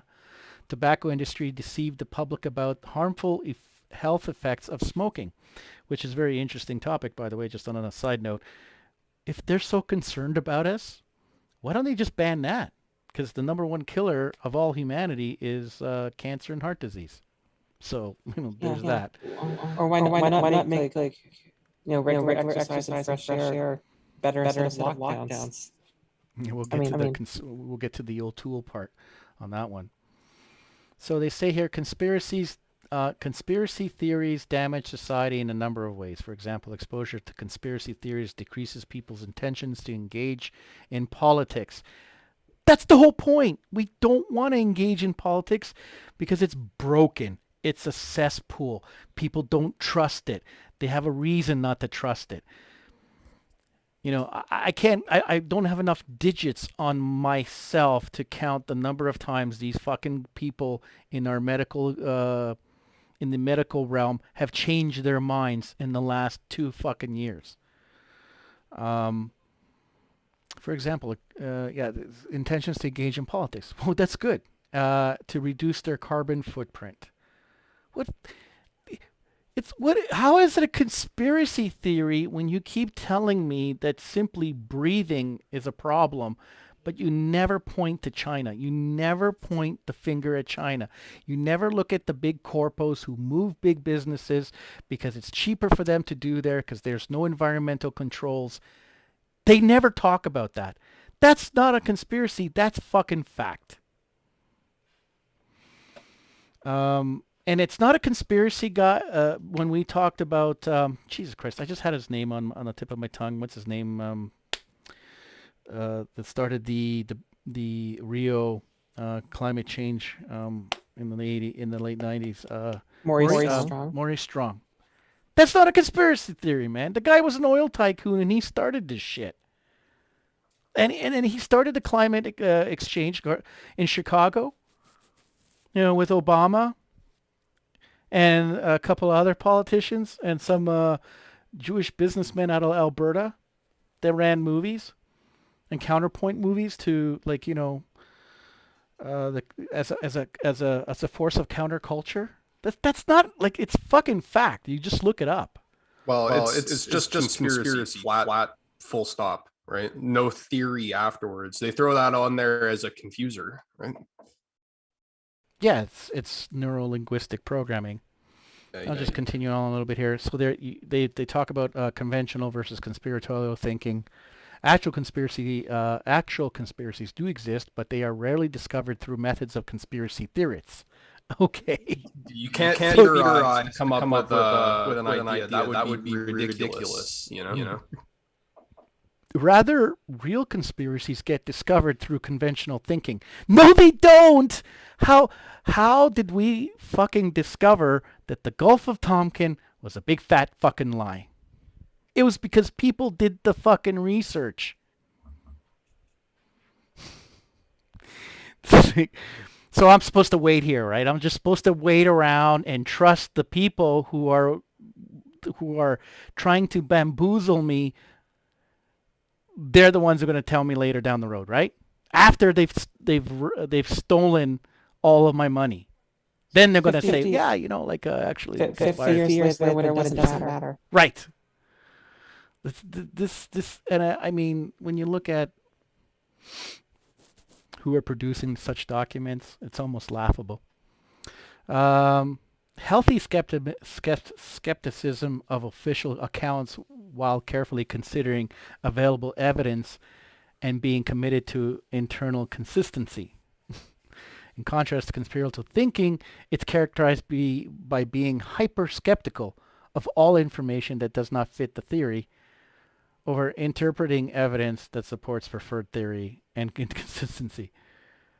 I mean, this is kind of, again, neuro-linguistic programming, because they're flipping the script, because you can just flip this and it completely applies to them. So conventional thinking, healthy skepticism, response to evidence, strives for coherence and actual conspiracy. So let's put that into practice right now. How many medical professionals have come out against the narrative to try to speak to it and start a conversation that just get wiped out, blackbagged off the internet? How many? So what the fuck are you talking about? Conspiratorial thinking, overriding suspicion, overinterpreting evidence. How do you overinterpret it? How do you overinterpret evidence? It's either evidence or it's not evidence. You can't overinterpret it. Can you underinterpret it? Why not? So you're asking about how much is taking off? I think it's back in March. Kevin Chan of Facebook Canada testified before the Canadian Parliament. He bragged that 16 million pieces of misinformation had been purged by Facebook alone. Well, there you go, right? There you go. Here, why are conspiracy theories popular? People who feel powerless or vulnerable are more likely to endorse or spread conspiracy theories. Okay, how about we question why do they feel powerless? Because maybe they don't have a voice, and when they do voice something, they get shot down. There is no discussion allowed. Feeling of powerlessness. People who feel powerless or vulnerable are more likely to endorse and spread conspiracy theories. This is seen in online forums where people's perceived level of threat is strongly linked to proposing conspiracy theories. That in itself is a complete fucking lie. We'll check out number 7 there as the subnote. Explaining unlikely events. For some reason, people tend to propose conspiratorial explanations for events are highly unlikely. Conspiracy theories act as coping mechanisms to help people handle uncertainty. Coping with threats. Conspiracy theories allow people to cope with threatening events by focusing blame on a set of conspirators. People find it difficult to accept the big events, i.e. death of a Princess Diana, can have an ordinary cause, driving while intoxicated. She wasn't driving while intoxicated, or do they mean the driver? Because they've actually said that he was intoxicated. Or am I wrong? I think last time I read that they found that he had a high level of alcohol. I think that's what they're talking about. People have many theories about Princess Di and how she died. Yeah, of course. Why not? I mean, you have to discuss all probabilities. Well, she was royalty, but perhaps the wrong one. Yeah. Well, she was trouncing around with some Saudi, right? Conspiracy theories are used to dispute mainstream political interpretations. Conspiratorial groups are often as such narratives to claim minority status.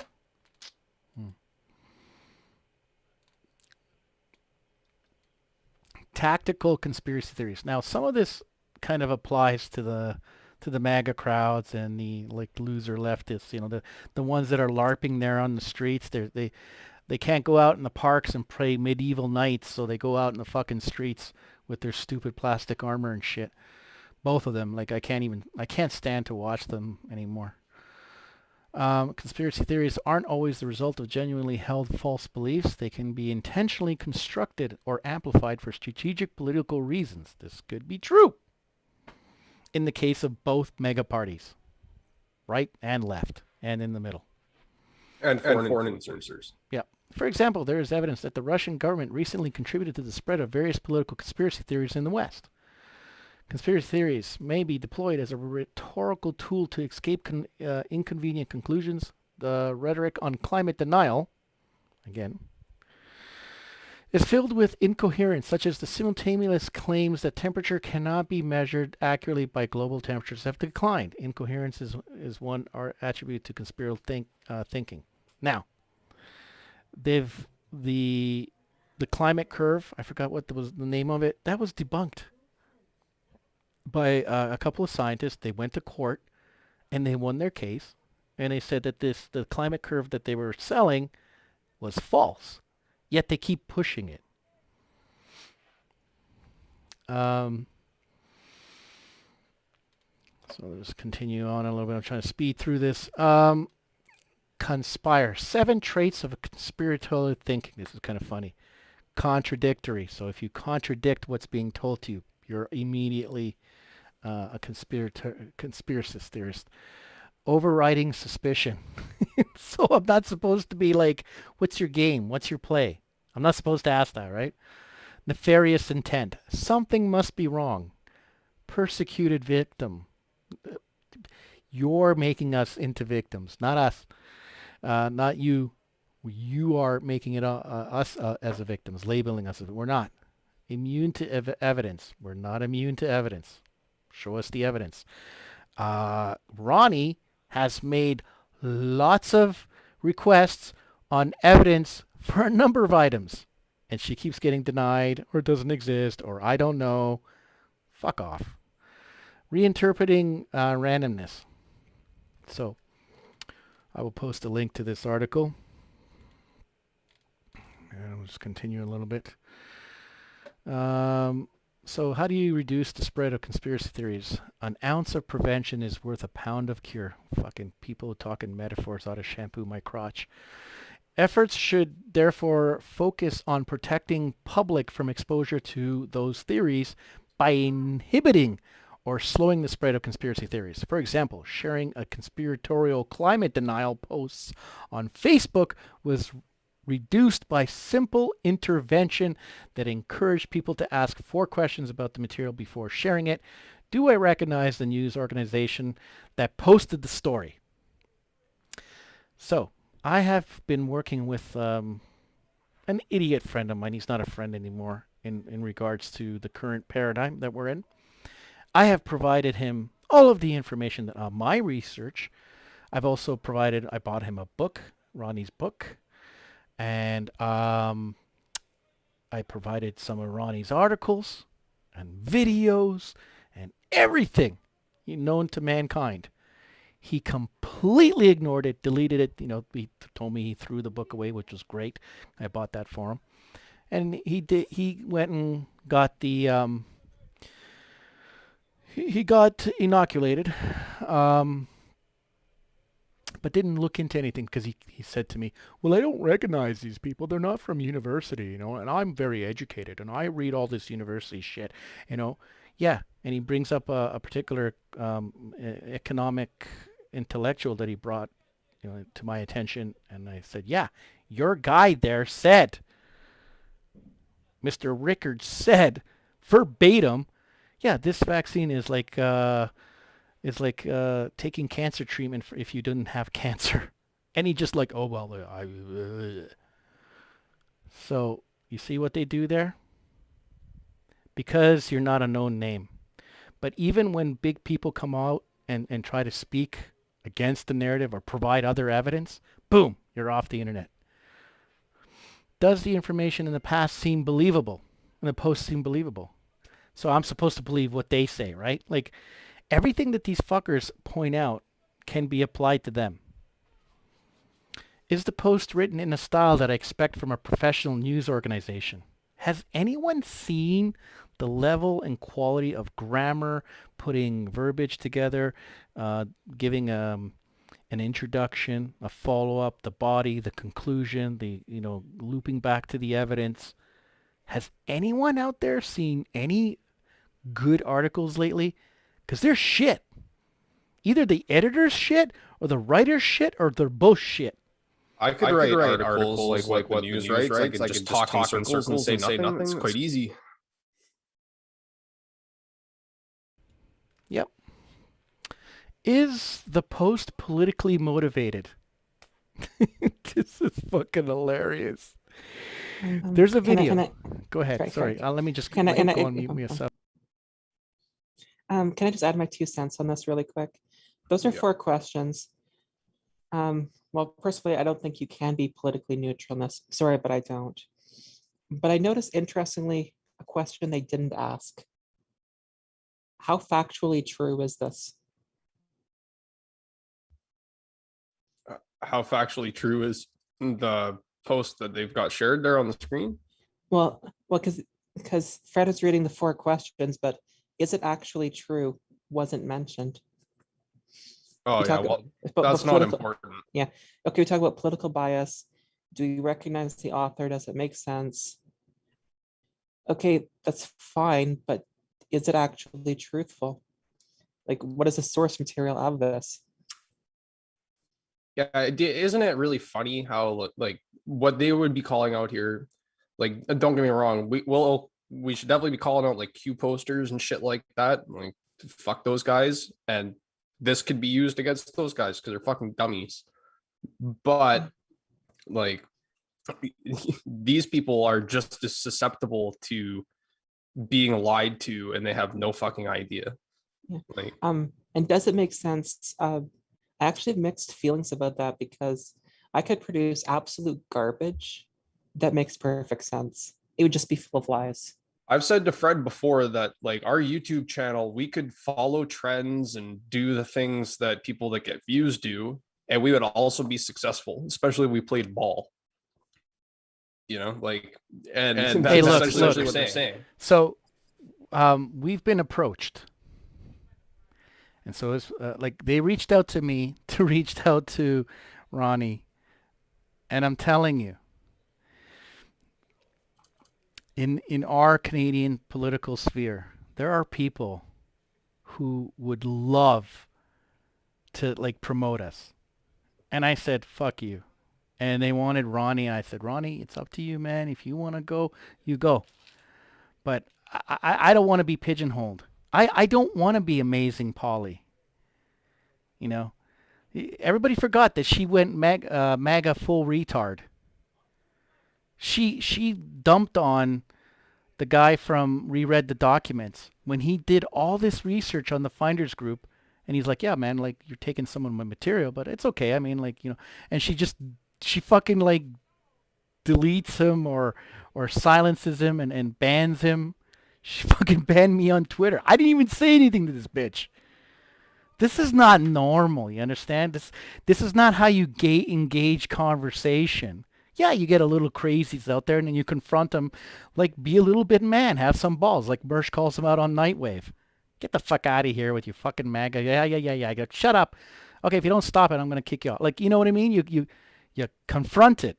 You don't run away from it and silence it. They're no fucking different than the left. They're just the behaviors. But watch, this is how they say they're going to debunk. Like, this is probably what happens to you, Ronnie, on your website. I mean, fuck, I know that it happens to us because I see people leaving messages. I'll get an alert. It says, you know, someone left you a comment, and I go back to read it or reply, like it or whatever, and it's gone. It's just fucking gone. Like, it happens on my YouTube a lot. The site, not really a problem though. Yeah, and we got a small following, and they're so scared by our small following. They're so fucking scared that they're deleting the comments. You know, like, I mean, that's fucking pathetic. Seriously, like, you think that less than 300 subs is freaking the fuck out? It's fucking pathetic. But anyway, sorry. Pre-bunking. This is hilarious. I wanted to get to this part. If people are preemptively made aware that they might be misled, they can develop resilience to conspiratorial messages. This process is known as inoculation. Isn't that kind of an interesting term, eh? Inoculation. Or pre-bunking. There are two elements to an inoculation: an explicit warning of the impeding threat of being misled, and refutation of the misinformation's arguments. Pre-bunkings of anti-vaccination conspiracy theories have been found to be more effective than debunking. So basically, not even addressing the material, just like insulating people that might want to read it, right?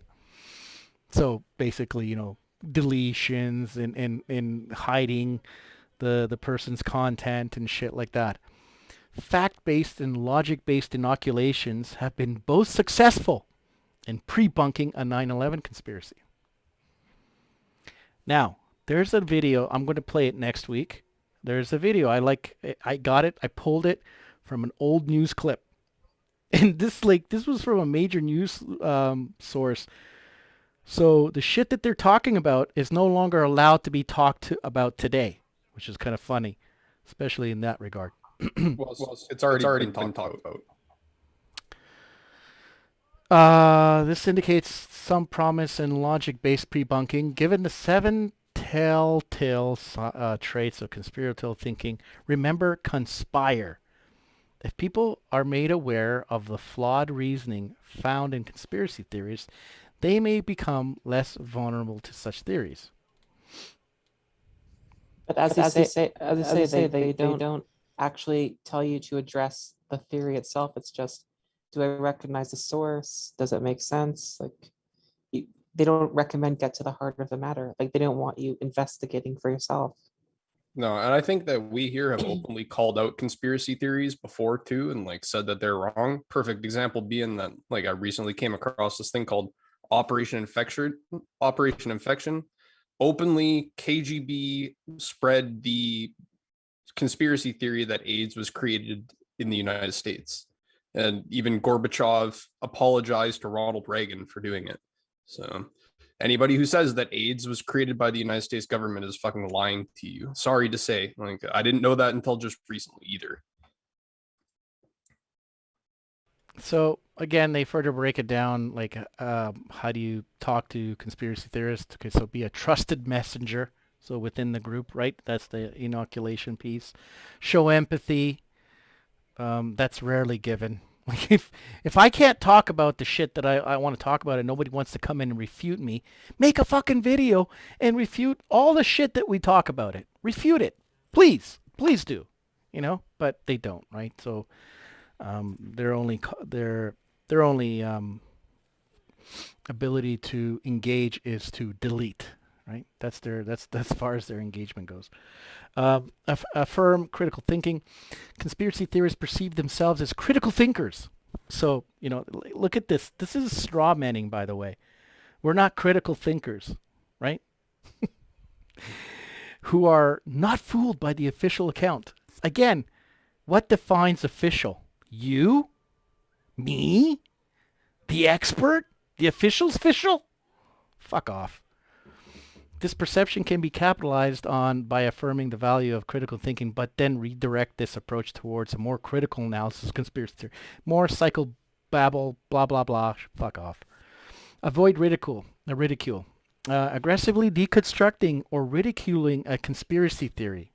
You see? Or focusing on winning an argument runs the risk of being automatically rejected. Note, however, that ridicule can be shown to work with general audiences. Right there. Right fucking there. When we want to talk seriously about the current social paradigm, they tell you in their fucking little plan book, no, make fun of them. Make fucking fun of them. But can we do that to them? Oh, no, we can't. Because the minute we do, we're brought to the office and suspended. Like, if you were to Google right now, can men have menstruation? Google will return results like, sure. So they would tell me that's fact-based. And I said, no, here, let me show you. That's incorrect. That's biologically incorrect. And then, no, that's not right. You're a conspiracy theorist. Sorry, you're deleted. So, number 7. So let's see here. The 7, which is what we said we were going to look at, comes from author Nefis T.S. 2014. Rational of Conspiracy Theorizing. Who Shot President Chen Shui-bian? Rationality in Society, page 26 and from 374 to 3. If I go through this anyway. So that's it. That's all I have. I'll leave a link in the description. You guys can go look at it. It's a very interesting group. Let me see here. I'll show you the website. Is it going to take me there? Yeah. So this is the Center for Climate Change and Communication. So of course there's no bias there, right? So I can't say, this report that came from these people is unbiased because they're fact. Right? So my last topic is this bad boy. Let me see if I can download this. And maybe I can open. Oh, maybe I don't have PDF. Maybe I do. I didn't install it on this new machine. Nope. There we go. Okay. Conservatives, right? Conservatives, they're just there for us. Yeah! Woo! Because fucking Trudeau, conservatives are for us because they conserve. Yeah? You remember BJ Dichter?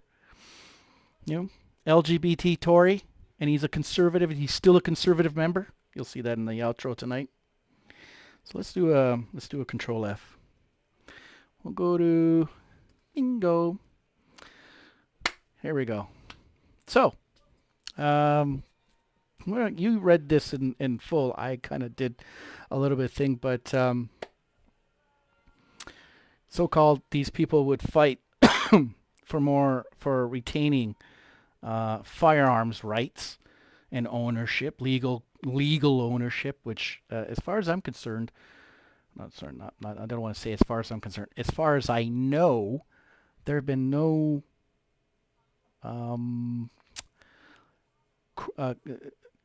no crimes. I mean, there have been people who had firearms licenses that did shoot people in self-defense, but none of them were indicted. So there have been no crimes. I think there's about 2 million registered owners that have been indicted for murder or anything like that, or manslaughter. Like none. But where does he stand? Ronnie, I think you mentioned something, because I didn't really go too detailed through this, but I know they talk about tackling gang violence, which is a joke. Okay, well, this is from their recovery plan. Now remember this. Now, take anything politicians say, take that with a few pounds of salt. But anyway, we will start by repealing Bill C-71 and the May 2020 Order in Council and conducting a review of the Firearms Act. Now, the May 2020 Order in Council that reclassified some 1,500 or so guns as are now prohibited, even though many of them are, totally normal. Now, that seemed pretty clear. However, in an interview that CBC posted, or at least a clip of it, O'Toole has now decided, repealing that Order in Council, I'm not actually going to do that. I'm going to ask for a review, and a non-political review, and see what guns should be allowed. So basically, gun owners who threw their support behind him, he just stabbed them in the back, all of them. And it's stupid because, and personally, I think he's trying to throw the election, but he's throwing out like huge swaths of voters in favor of very tiny amounts of liberals who will never vote for him anyway. But yeah, if you think that the CPC will protect your gun rights, think again. Granted, they're not as in your face, pro-gun control as the liberals are. They're just more sneaky about it. And that's, I would say, even worse. That's about what I had for that. So here, I think you're referring to this one, C-71, right? We will start by repealing C-71 in the May 2020 Order in Council and conducting a review of the Firearms Act. She was also sharing at the same time you were showing it. Sorry. Okay. All good. She's not sharing. That's it. Bill C-71, that was effectively essentially a backdoor gun registry that Trudeau brought it back in 2018. But who knows if he actually means that. Now, what he says here, so he's going to do a review, right, with law enforcement, gun owners, manufacturers, and members of the public. He will then update the legislation by introducing simple classification system.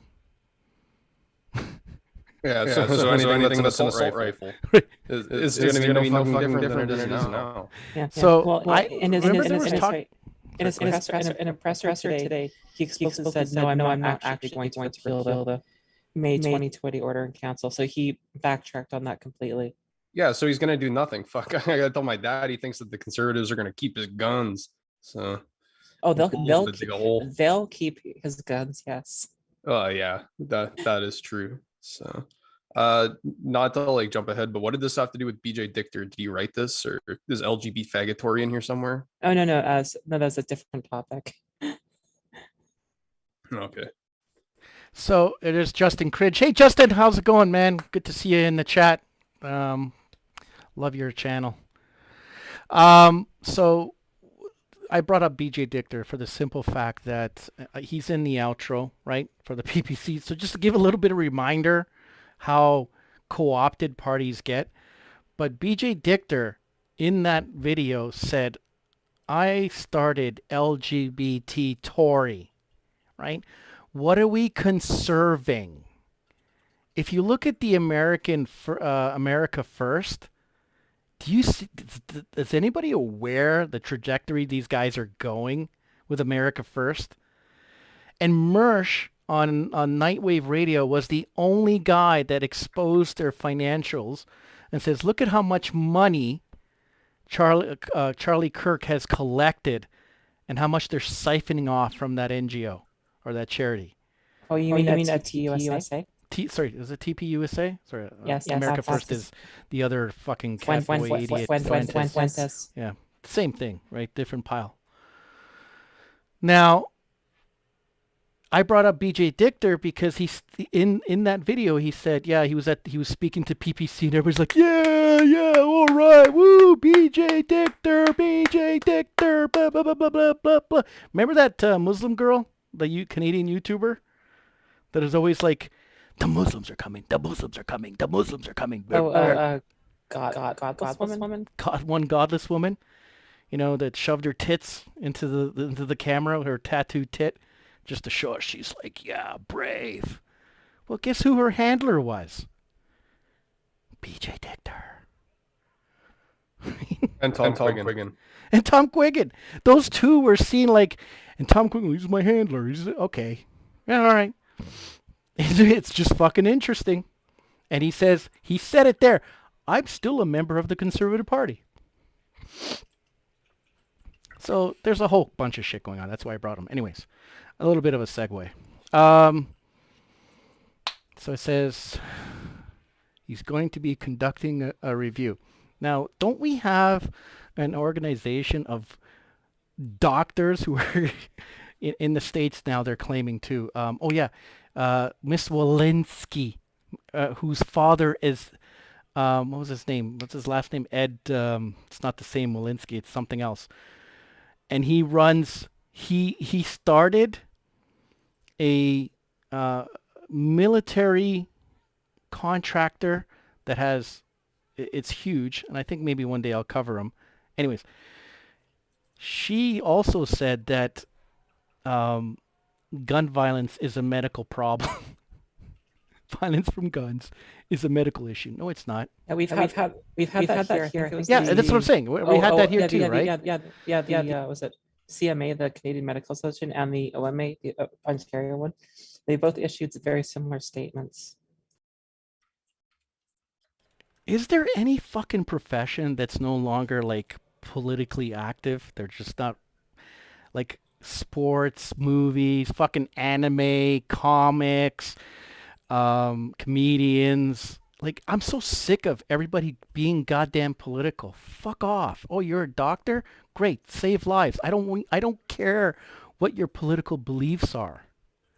Go save some lives, Go rip up someone's back and do back surgery and shit like that. But anyways, so that's who they're going to be consulting with, right? We will then update legislation by introducing a simplified classification system and codifying it by law, which, long gun registry, we know who brought that in. And what types of firearms fit into each category and classifications. Decisions can be made quickly. And with the public and firearms owners having confidence in what they are not arbitrary, the legislation will also, for the first time, contain definitions of currently ambiguous terms like variant. Anyways, if you guys think that these guys are going to be for you, go fucking vote for them. But I also want to talk about something that these guys are really close to, right? Because this hurts us economically too, right? Carbon capture. So everybody's talking about, like Biden, because he's, a geriatric fool, wants to make electric cars, like in 5 years or whatever. Everybody has to drive an electric car. So nobody asks, what's that going to do for our electrical grid? What's our hydro bills going to be like? While electric vehicles are quickly growing in popularity, the truth is the world is still burning oil and gas for decades to come. We can do our part for the planet by helping ensure the energy is produced cleanly as possible. Canada's energy sector has been made massive progress in reducing its impact to the planet. So they're talking about now carbon capture utilization and storage, which is fucking hilarious. Just speaking to you, Andy, and what your previous job was, it sounded like a scam to me. I could be wrong. Maybe it's a good idea. It just sounded like a fucking scam. And, you know, this, like, the Conservatives are a body politique out of Alberta. And they're basically screwing Albertans for this. It's fucking hilarious. So they're all for, carbon capture. Again, not talking about China. Yeah. Sorry. O'Toole announced his plan a while back, and I kid you not, he, someone must be out to screw him, but it's like, I will introduce a better carbon tax policy where you set up your own savings account, and that the money will be refunded, and you can spend it in certain ways. It's just like right on. That'll all be tied to my unique identifier. It's fucking perfect. Yeah. And I have to laugh sometimes. It's like, I truly think he's trying to throw the election. Yeah. By the way, anyone else think that his daughter looks like looks like a tranny, or is that his son? I don't know. I don't know. It's probably like 15, so it's hard to say. Okay. So maybe I'm being a little bit mean, but whatever. So, if you think the Conservative portfolio on the current health paradigm is going to be any different to the Liberals, you're fucking out of your mind. Yeah. Don't reassign PHAC, the Public Health Agency of Canada. Abolish it. It's an arm of the WHO anyway. We don't need to tweak it. Well, the FAC is not really an agency of Canada. It's more of a. It's created by the WHO to do their bidding. Like it's quite explicitly spelled out. So it says here, scientific leadership assign ultimate responsibility to FAC to a qualified physician. Yay! So more of the same shit. Public health expert with field frontline experience, kind of like what we have now. You mean? Kind of like authoritarian medical experts who are not elected. Establish a set of actions corresponding to each level of risk in our new threat level warning system. Okay, great. So more of Ford shit, including not limited to when border measures will be implemented, when travel should be restricted, and data sharing requirements across jurisdictions, as the shit we talked about tonight. Develop data-driven system of benchmarks, removing bans, restrictions, and quarantines to provide certainty to businesses and their populations. Ensure adequate enforcement. Yeah, that's what, like, you notice it's bolded out, right? Enforcement. Data-driven systems of benchmarks. So he's not actually. So he doesn't actually object to lockdowns and forced quarantine. It's like, yeah, we need to manage it slightly better. Listen, don't you understand that's code for doing the same shit or worse than what we've done? Okay. Pretty much. So it goes like restore. I love these bolded items. Restore the dual leadership role of National Microbiology Lab. Oh, okay. You mean like put people in place that haven't been elected in Winnipeg? Isn't that the location where that biolab is? Yeah. So. Or they are, sorry, my mistake there. I'm talking about the fucking biolab. Silly me. Within the public health, within FAC, so that's kind of hilarious. So that infectious disease and science experts drive our domestic pandemic response. That's what they've been doing, for Christ's sake. How are you fucking different? Overall, Canada's pandemic plan. Okay, more of the same. By the way, I just want to, as a side note, and I don't want to talk about this because we fucking, like I said, but is anyone aware? Has anybody heard the news that Pfizer is approving, like a pill that you would take twice a month? I thought it's twice a day. Sorry, twice a day. Sorry, yes. Oh, so it's like vitamins. I take a couple of those every day. Take your pill. Take your fucking pill. It's in the outro. So anyways, more of the same shit. So again, like I'm sorry, folks. I really am. I wish I could give you fucking good news. I wish I could tell you PPC is gonna come out strong and shit. Even if they win seats, let me just say, let's think positive. Let's give them the benefit of the doubt. They're good. They're good people, and they got a couple of seats. What's gonna happen? What's gonna happen? Is anything gonna change? But don't worry. Next time, another 4 years. We won't be around for another 4 years. We'll be like, having our little yellow stars and, going, aye, aye, Captain China. That's it. Reinstate the tariff on imported PPE. Nice. Stockpiles, lab testing, contacting, overhaul federal lab testing, and support FAC again.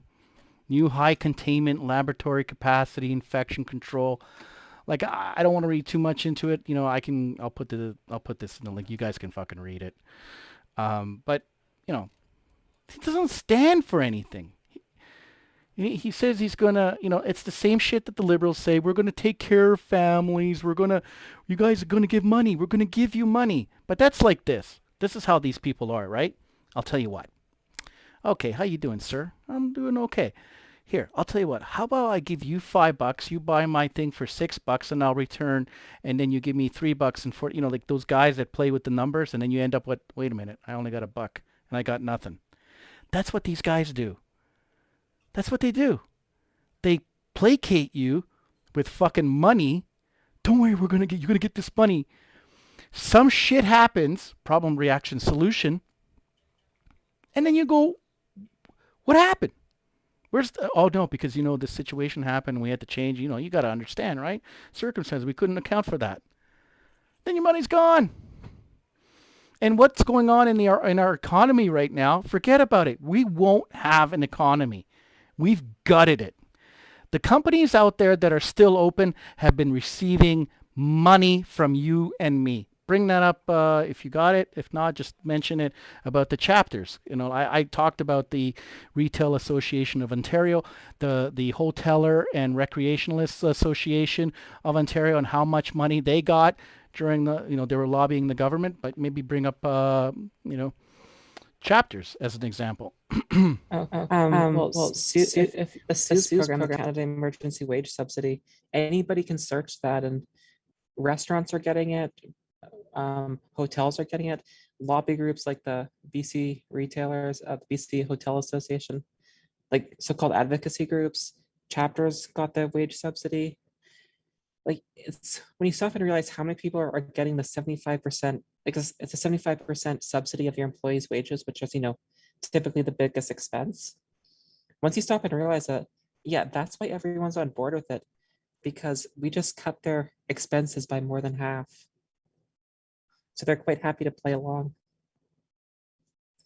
Yep. And when you think about the companies, when they lobby the government too, like when you think about the airports lobbying the government for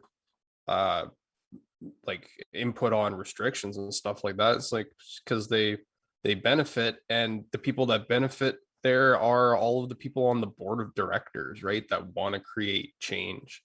Like, it's not Walmart, the person that fucking wants lockdowns, is all of these assholes on the board of directors and such, right? Like, we'll get lost in that.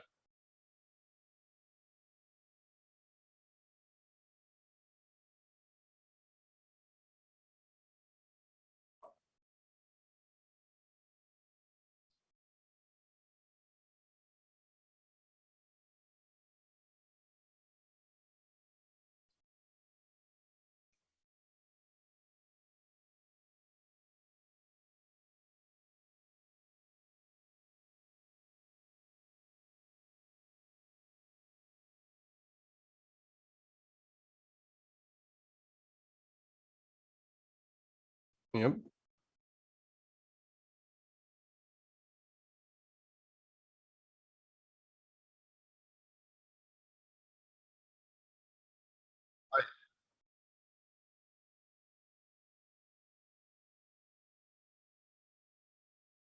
I've read half of it, the public health one. Yeah.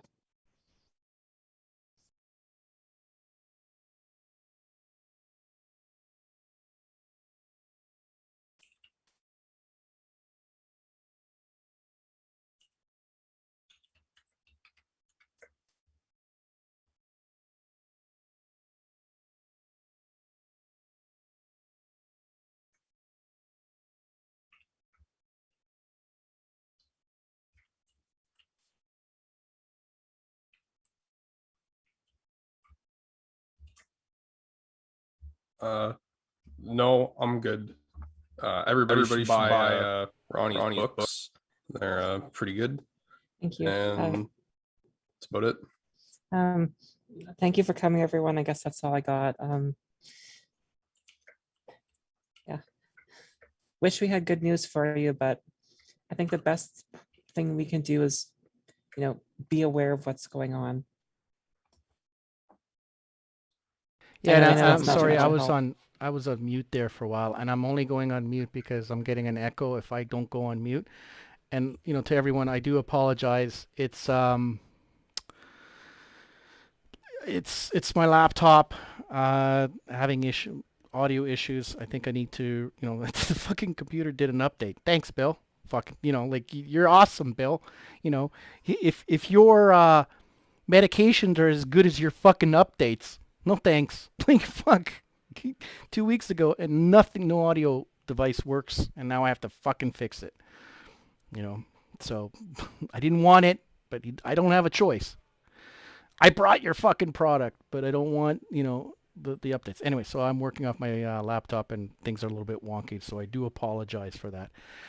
Okay, so ready to play the outro, and let me share the screen, and we can kind of chat on the side. I hope you guys do enjoy it. Look at that. And here we go. Enjoy. Our world-class innovation and manufacturing sectors continue to step up with Ontario-made solutions to help us all fight COVID-19. Our government is proud to announce an investment of $2.5 million, Scarborough-based Face Drive Inc. through the Ontario Together Fund. This will help accelerate the deployment and production of their wearable contact tracing technology to help protect workers from COVID-19 and create more skilled jobs for the people of Ontario. The continued support of the Ontario government is extremely valuable to us at Face Drive. This investment will help us create skilled jobs locally and assist our work to fight COVID-19. We are looking forward to working side by side with the provincial government to create safe environments for our communities, restart our economy, and get workers back to their job. Face Drive developed TraceScan in partnership with the University of Waterloo. This made-in-Ontario solution for contact tracing in the workplace can track staff exposure to COVID-19 without GPS information. With our help, the company anticipates manufacturing 150,000 devices right here in Ontario. Our partnership with Face Drive will be geared towards the development of cutting-edge, intelligent and wearable solutions that will enable digital contact tracing and continuous health monitoring of our population. Our intelligent digital wearables combine advanced sensing technologies with artificial intelligence. They will be an effective tool to fight against COVID-19. Workers simply wear the device, and the wearable technology will communicate with others within a workplace environment if anyone on the premises reports COVID-19 positive. By powering a scalable solution through Microsoft Azure, TraceScan is able to collect and analyze contact tracing data to reduce the spread of COVID-19. The technology is intended to be a solution for workplaces, settings where smartphone use is limited or prohibited, such as airlines, schools, construction sites, and long-term care homes. It will add another layer of safety and protection. TraceScan's technology is critical to a safe implementation of a restart and recovery program to open Ontario's economy, get Ontarians back to work, and ensure that their health and safety remains at the center of all decision-making as we come together and rebuild together.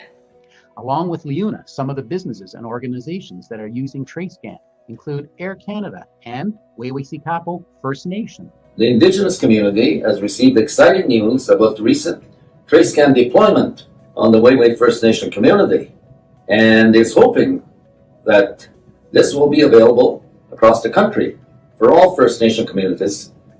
In our fight against COVID-19, Ontario is continuing to support companies like Face Drive that are unleashing innovative technology to add another layer of defense, help Ontario respond to this global pandemic and work towards a full economic recovery. I want to thank the Ontario Together Fund for its investment in Face Drive and its contact tracing platform, TraceScan. to go into restaurants needing proof of a vaccine, to go into certain stores. Your thoughts on where we are with these new mask mandates coming back. And now the FDA has approved a coronavirus booster shot. The administration is getting set to recommend a third shot for the fully vaccinated. Sir, would you get a booster shot? Let me tell you, I'm very proud of the vaccines. The vaccines weren't supposed to happen for 3 to 5 years. I brought the FDA in. Nobody has talked to the FDA like I did. They don't like me very much. We have a vaccine, and it's saving millions of lives throughout the world. I think we'd have a Spanish flu situation like in 1917. I really do. I believe that. And we're, maybe 100 million people, 50 million, 100 million people like that. So I'm very proud of the vaccine. I've taken the vaccine. I'm very, very proud of it. At the same time, some people don't want to take it. And, when I was president, you didn't have this problem with people not wanting to take it. They don't take it because they don't trust Biden, and they don't trust the Biden administration. When I was president, you didn't have people protesting the vaccine. If you just think back, everybody wanted to get it, and we were giving out over 1 million shots a day. We had that thing rocking, and he's now president, and he's doing a lousy job with coronavirus. Coronavirus is back. If that ever happened to me where it came back, okay, when I left, it was virtually gone. It was over. It was a path. Now it's coming back through the Delta, and I don't know if you even want to call it that. All you call it is the China virus is back. And so why is he doing a good job? He did a bad job with SARS, the H1N1, very bad job, a joke of a job, a horrible job. All of a sudden they said, oh, he's doing so well. I'm the one that did well. I'm the one that got all the equipment. I'm the one that got the vaccine. I'm the one that did well. If it came back, can you imagine if I were president and it came back at a level where it's just as bad right now in some cases? The press would decimate me. You didn't have this problem with people not wanting to take it. They don't take it because they don't trust Biden. As president, you didn't have this problem with people not wanting to take it. They don't take it because they don't trust Biden, and they don't trust the Biden administration. When I was president, you didn't have people protesting the vaccine. It's open this Friday, so come on down to the barbecuer. Oh, shit! It's Section 62 from the Health Act. Been isolating this whole time, mate. Were you at Rhodes or Parramatta or anything? Never. What do you think of people applauding in the background that you've been caught? Go back, page door. Open the door for us, I have proof that I've been isolated. Hola! Potato chips. Potato chips. Cola! Potato chips. Pudding. Everything I went through, you were standing there by my side, and now you gon' be with me for the last ride. It's been a long day without you, my friend. This is my aim, this is my sign. It's what I live, and what I like. It's what I'm from, and what I do. It's what I love. How about you? Reasons why persons are hesitant. They don't know what's the long-term effects of the vaccine. They don't trust it. Given the history of Tuskegee experiment, I also was hesitant. Then I began to do the research behind the vaccine. Do your homework, stay off of social media, and talk to your family members that already got the shot. We need to do this. We need to get vaccinated. There is no invincibility to COVID-19. If it hits you and it hits you wrong, you're gone. Threat. Because not you talking about a bunch of gun owners going out and starting a bloodbath. Like, have you never heard of the Insurrection Act? There's reasons why the military doesn't deploy within the U.S. And if they did, your little good old boy system is not going to fare well for you. Understand that if active duty military actually get deployed within the United States, that weapon is not just pointed at other people, other countries. It's pointed at you. If you do not get in your house when I tell you to, you become the enemy. Martial law. You know, where your rights get curtailed. You don't have all those same freedoms that the Constitution guarantees at that point. So be careful what you wish for, and stop opining about things you don't understand. Okay, bye! Oh, wait, you serious? Let me laugh even harder.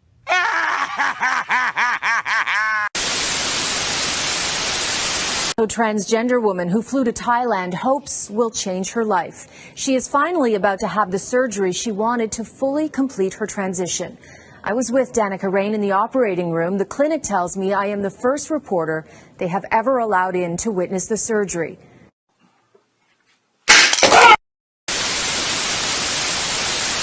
One. If you're listening to the audio-only version of the show, we're looking at what looks to be a woman laying on an operating table receiving a lip injection. Her lips look like two raw pink Jimmy Dean sausages. Each of her boobs are the size of a globe. I mean, you gotta see this. If a photo like this were to pop up in 1947 after the Roswell UFO crash, people would believe this was a leaked photo from Area 51. This would be printed worldwide with the headline, "Scientists Retrieve Alien Life from Roswell Crash Landing Site." I mean, really, why would you want this done to yourself? Look what else she did. Look at this. I mean, look at this. It's like they replaced her hips with a toolbox. I've never seen such a thing before. And who are these surgeons that do this for people? Like, if I wanted to replace my arm with a machine gun, would they? Government to say to the people of Queensland, we want to keep you safe. And the best way to keep you safe and to keep Delta out of Queensland is to build as quickly as possible. The COVID vaccination drive picks up pace. Fighting off the disease with a pill could be next. They're focusing mainly on people they think are at higher risk of getting sick. And they're seeing whether it has an impact on how sick people get. It's had some really promising results to date. Molnupiravir, developed by MSD, has $1 billion government offer in the US if approved. Pfizer's twice-daily COVID tablet is in late-stage testing, and Roche has an antibody cocktail seeking clearance. Pfizer so confident it's already started a production.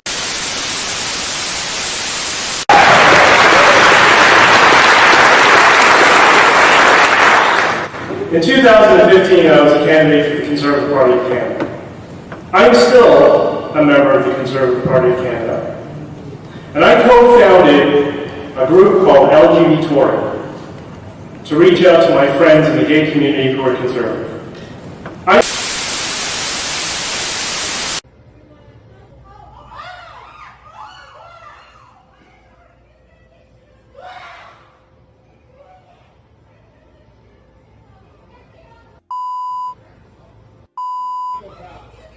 Dude's busy like that. Bloody hell, my friends. Take a look at this rat Breitbart. Man.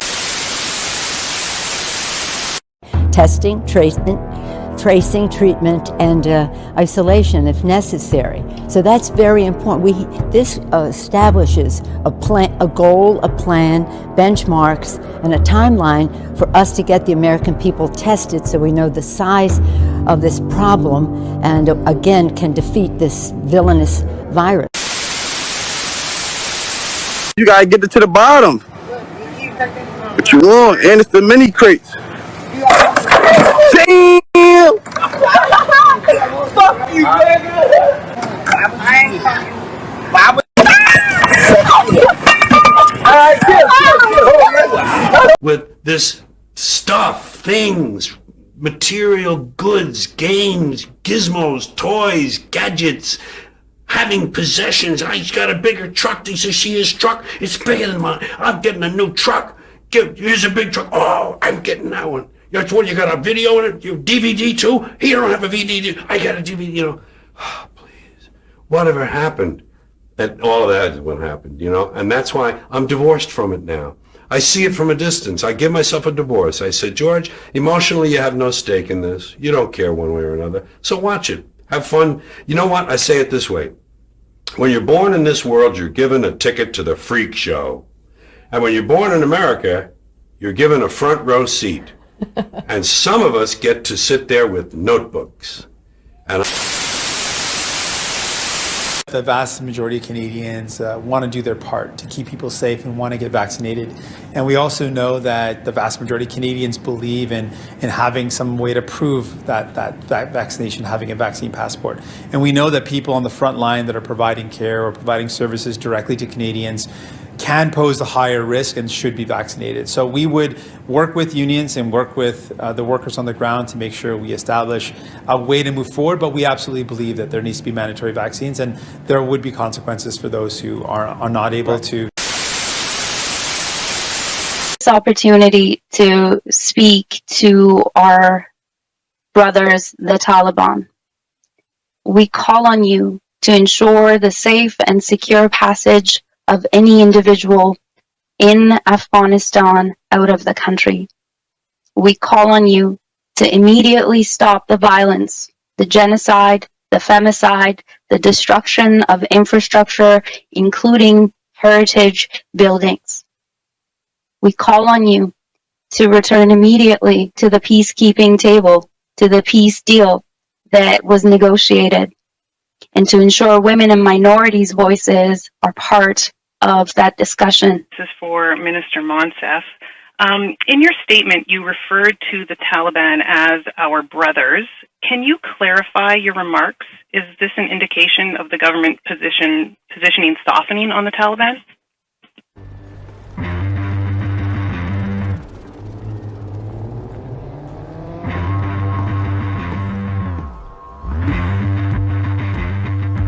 City 1. 800 million people living in the ruin of the old world and the megastructures of the new one. Only one thing fighting for order in the chaos. Judges.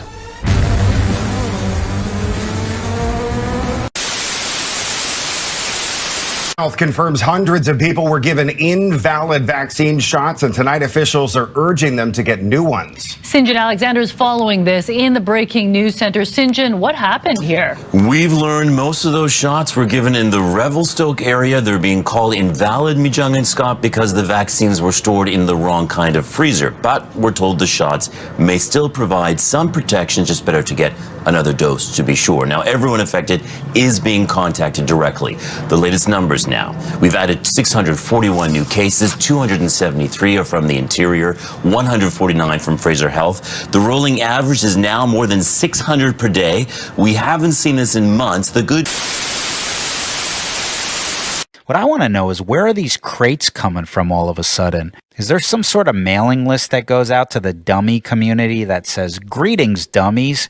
Milk crates have been placed throughout your neighborhood. Please collect them and stack them in your yard. Round up all family members and friends with the lowest IQs and convince them to climb them." You know what to do now,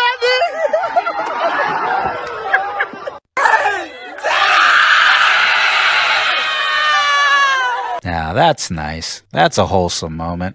And everyone wonders why the Amish stay away from us. I mean, look at this. The kids are abusing the adults. Oh my God! The mom's making owl noises. It's chaos over here. You think Ichabod wants to build a house next to this circus? No wonder they fenced themselves in. Then you got this guy.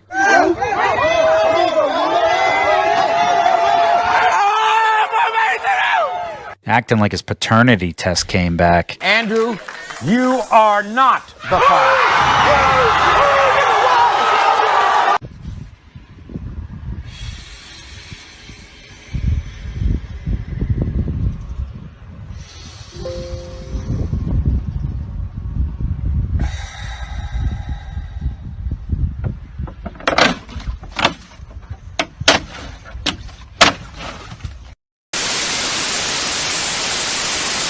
What happens to the billions of dollars worth of weaponry that the U.S. gave Afghanistan? Does the U.S. have a plan for that, or does it remain in the Taliban hands?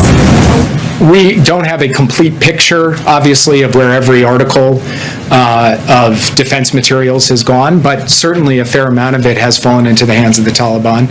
And obviously, we don't have a sense that they are going to readily hand it over to us at the airport. Yes. Most reckless thing you've ever done. Oh, come on, Lois. What about the time I was on that airplane?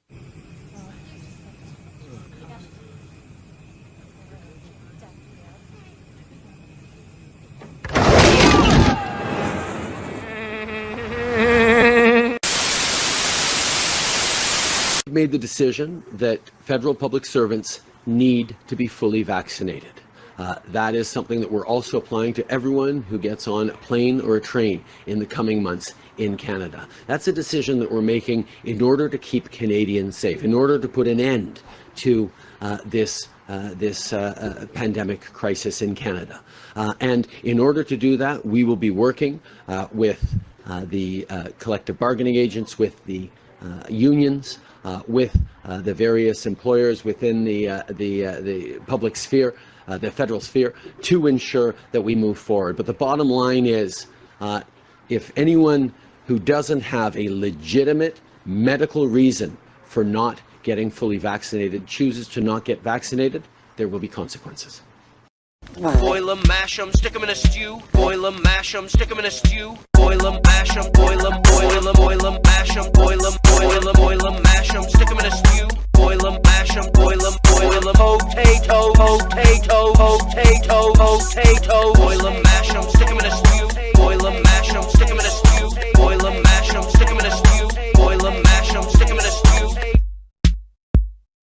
Potato, potatoes.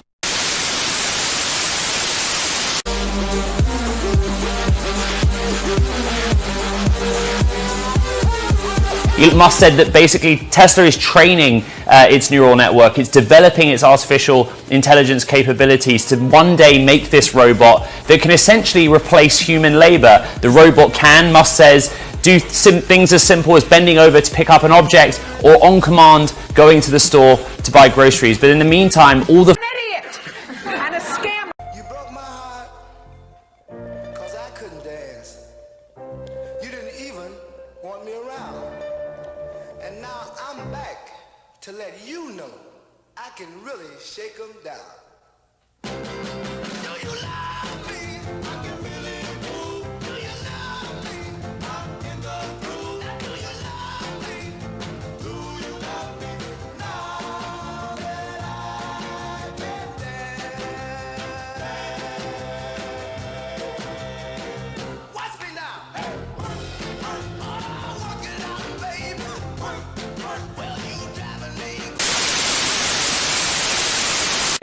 Next year, vaccine policy is economic policy.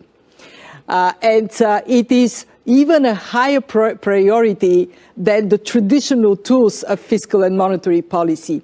Why?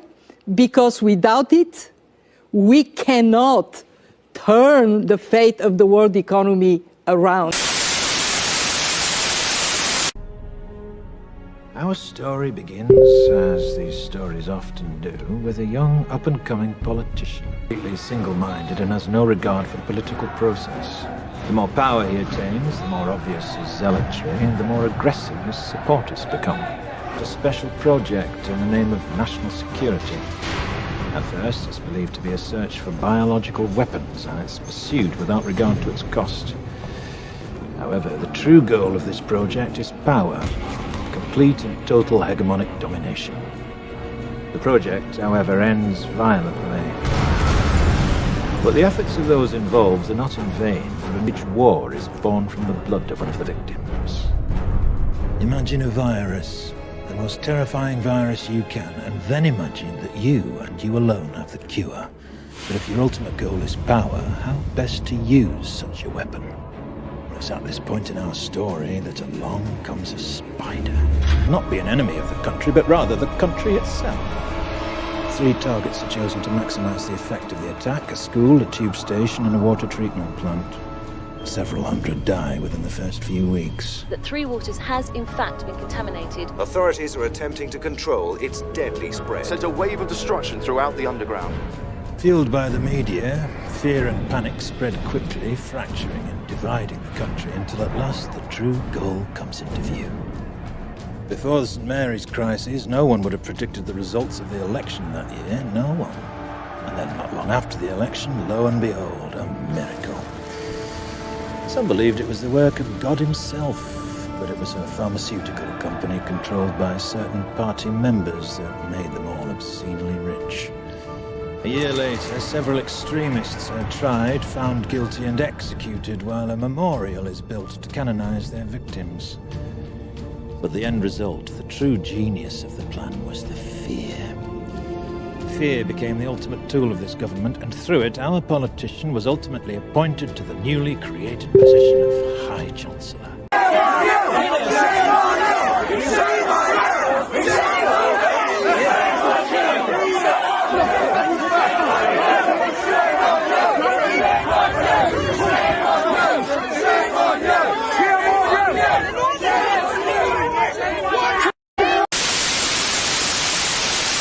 Can work in harmony with existing government contact tracing apps. When a vaccine becomes available, your official vaccination status can also be displayed within your health passport. Eventually, what we'll have to have is certificates of who's a recovered person, who's a vaccinated person, because you don't want people moving around the world. So eventually there will be sort of this digital immunity proof that will help facilitate the global reopening up. You can even keep a diary of your international travel and events you have attended. Working with the Queensland Government to say to the people of Queensland, we want to keep you safe. And the best way to keep you safe and to keep Delta out of Queensland is to build as quickly as possible a regional quarantine facility. I have listened to Queensland. Women. Am I right? Vaccine will be mandatory for all federal government employees and those working in federally regulated industries, including air and train travel. With more on this, we're joined by Stéphane Aubry, Vice President of the Professional Institute of the Public Service of Canada, which represents more than 60,000 public servants across the country. Thank you for being here. Thank you. So, what do you think about this move, Stéphane? Was it a surprise or were you expecting it? We were kind of expecting it, seeing what was just happened to the United States, and with the recent announcement that our own government made a week ago that they were considering it. So it was not a surprise that actually they go in that direction. The surprise for us was the speed at which they moved. We were expecting to be more working with the government as the employer in establishing what would be in that directive, though they say it has not been written down, and they will work with key players like us, like union agent. We were expecting to have been proactive into writing this, but I know that it's for October, so there's still time for us to include our concerns that we have in that direction. So you weren't... Are you ready? I guess. Okay, yeah, just put your hand through, yep. Yep, a little lower, yeah. Keep going, yep. Ew, what is this? Yep, just go all the way through. Oh my god! Yeah, just keep going. What is that? Keep going. Okay. Okay, cool, now take your hand out slowly. Okay. Yep, nice and slow. Ooh. Nice and slow, there you go. Adam, what the heck? Yeah, all right.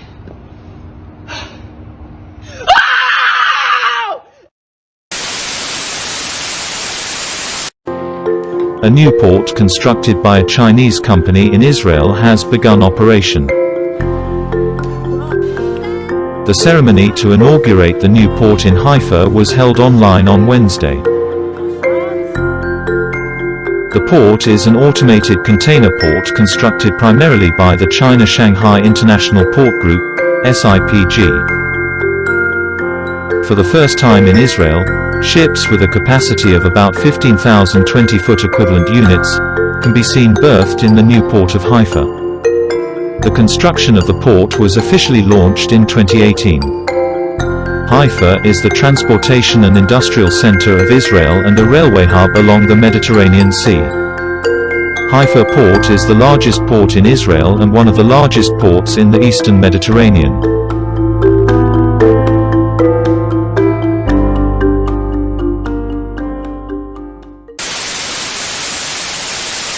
next lockdown be for everyone or just the unvaccinated? Contact tracing concerns me a great deal because the vaccinated could be encouraged to reveal who their close contacts are and if an unvaccinated person is among that list of people. How long before the unvaccinated are placed into mandatory isolation or forced testing? I'm beginning to feel the inevitability of all of this hanging in the air.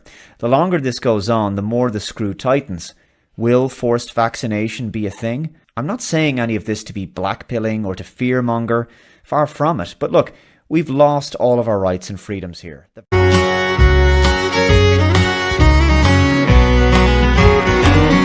Gas station coffee, cheap motels,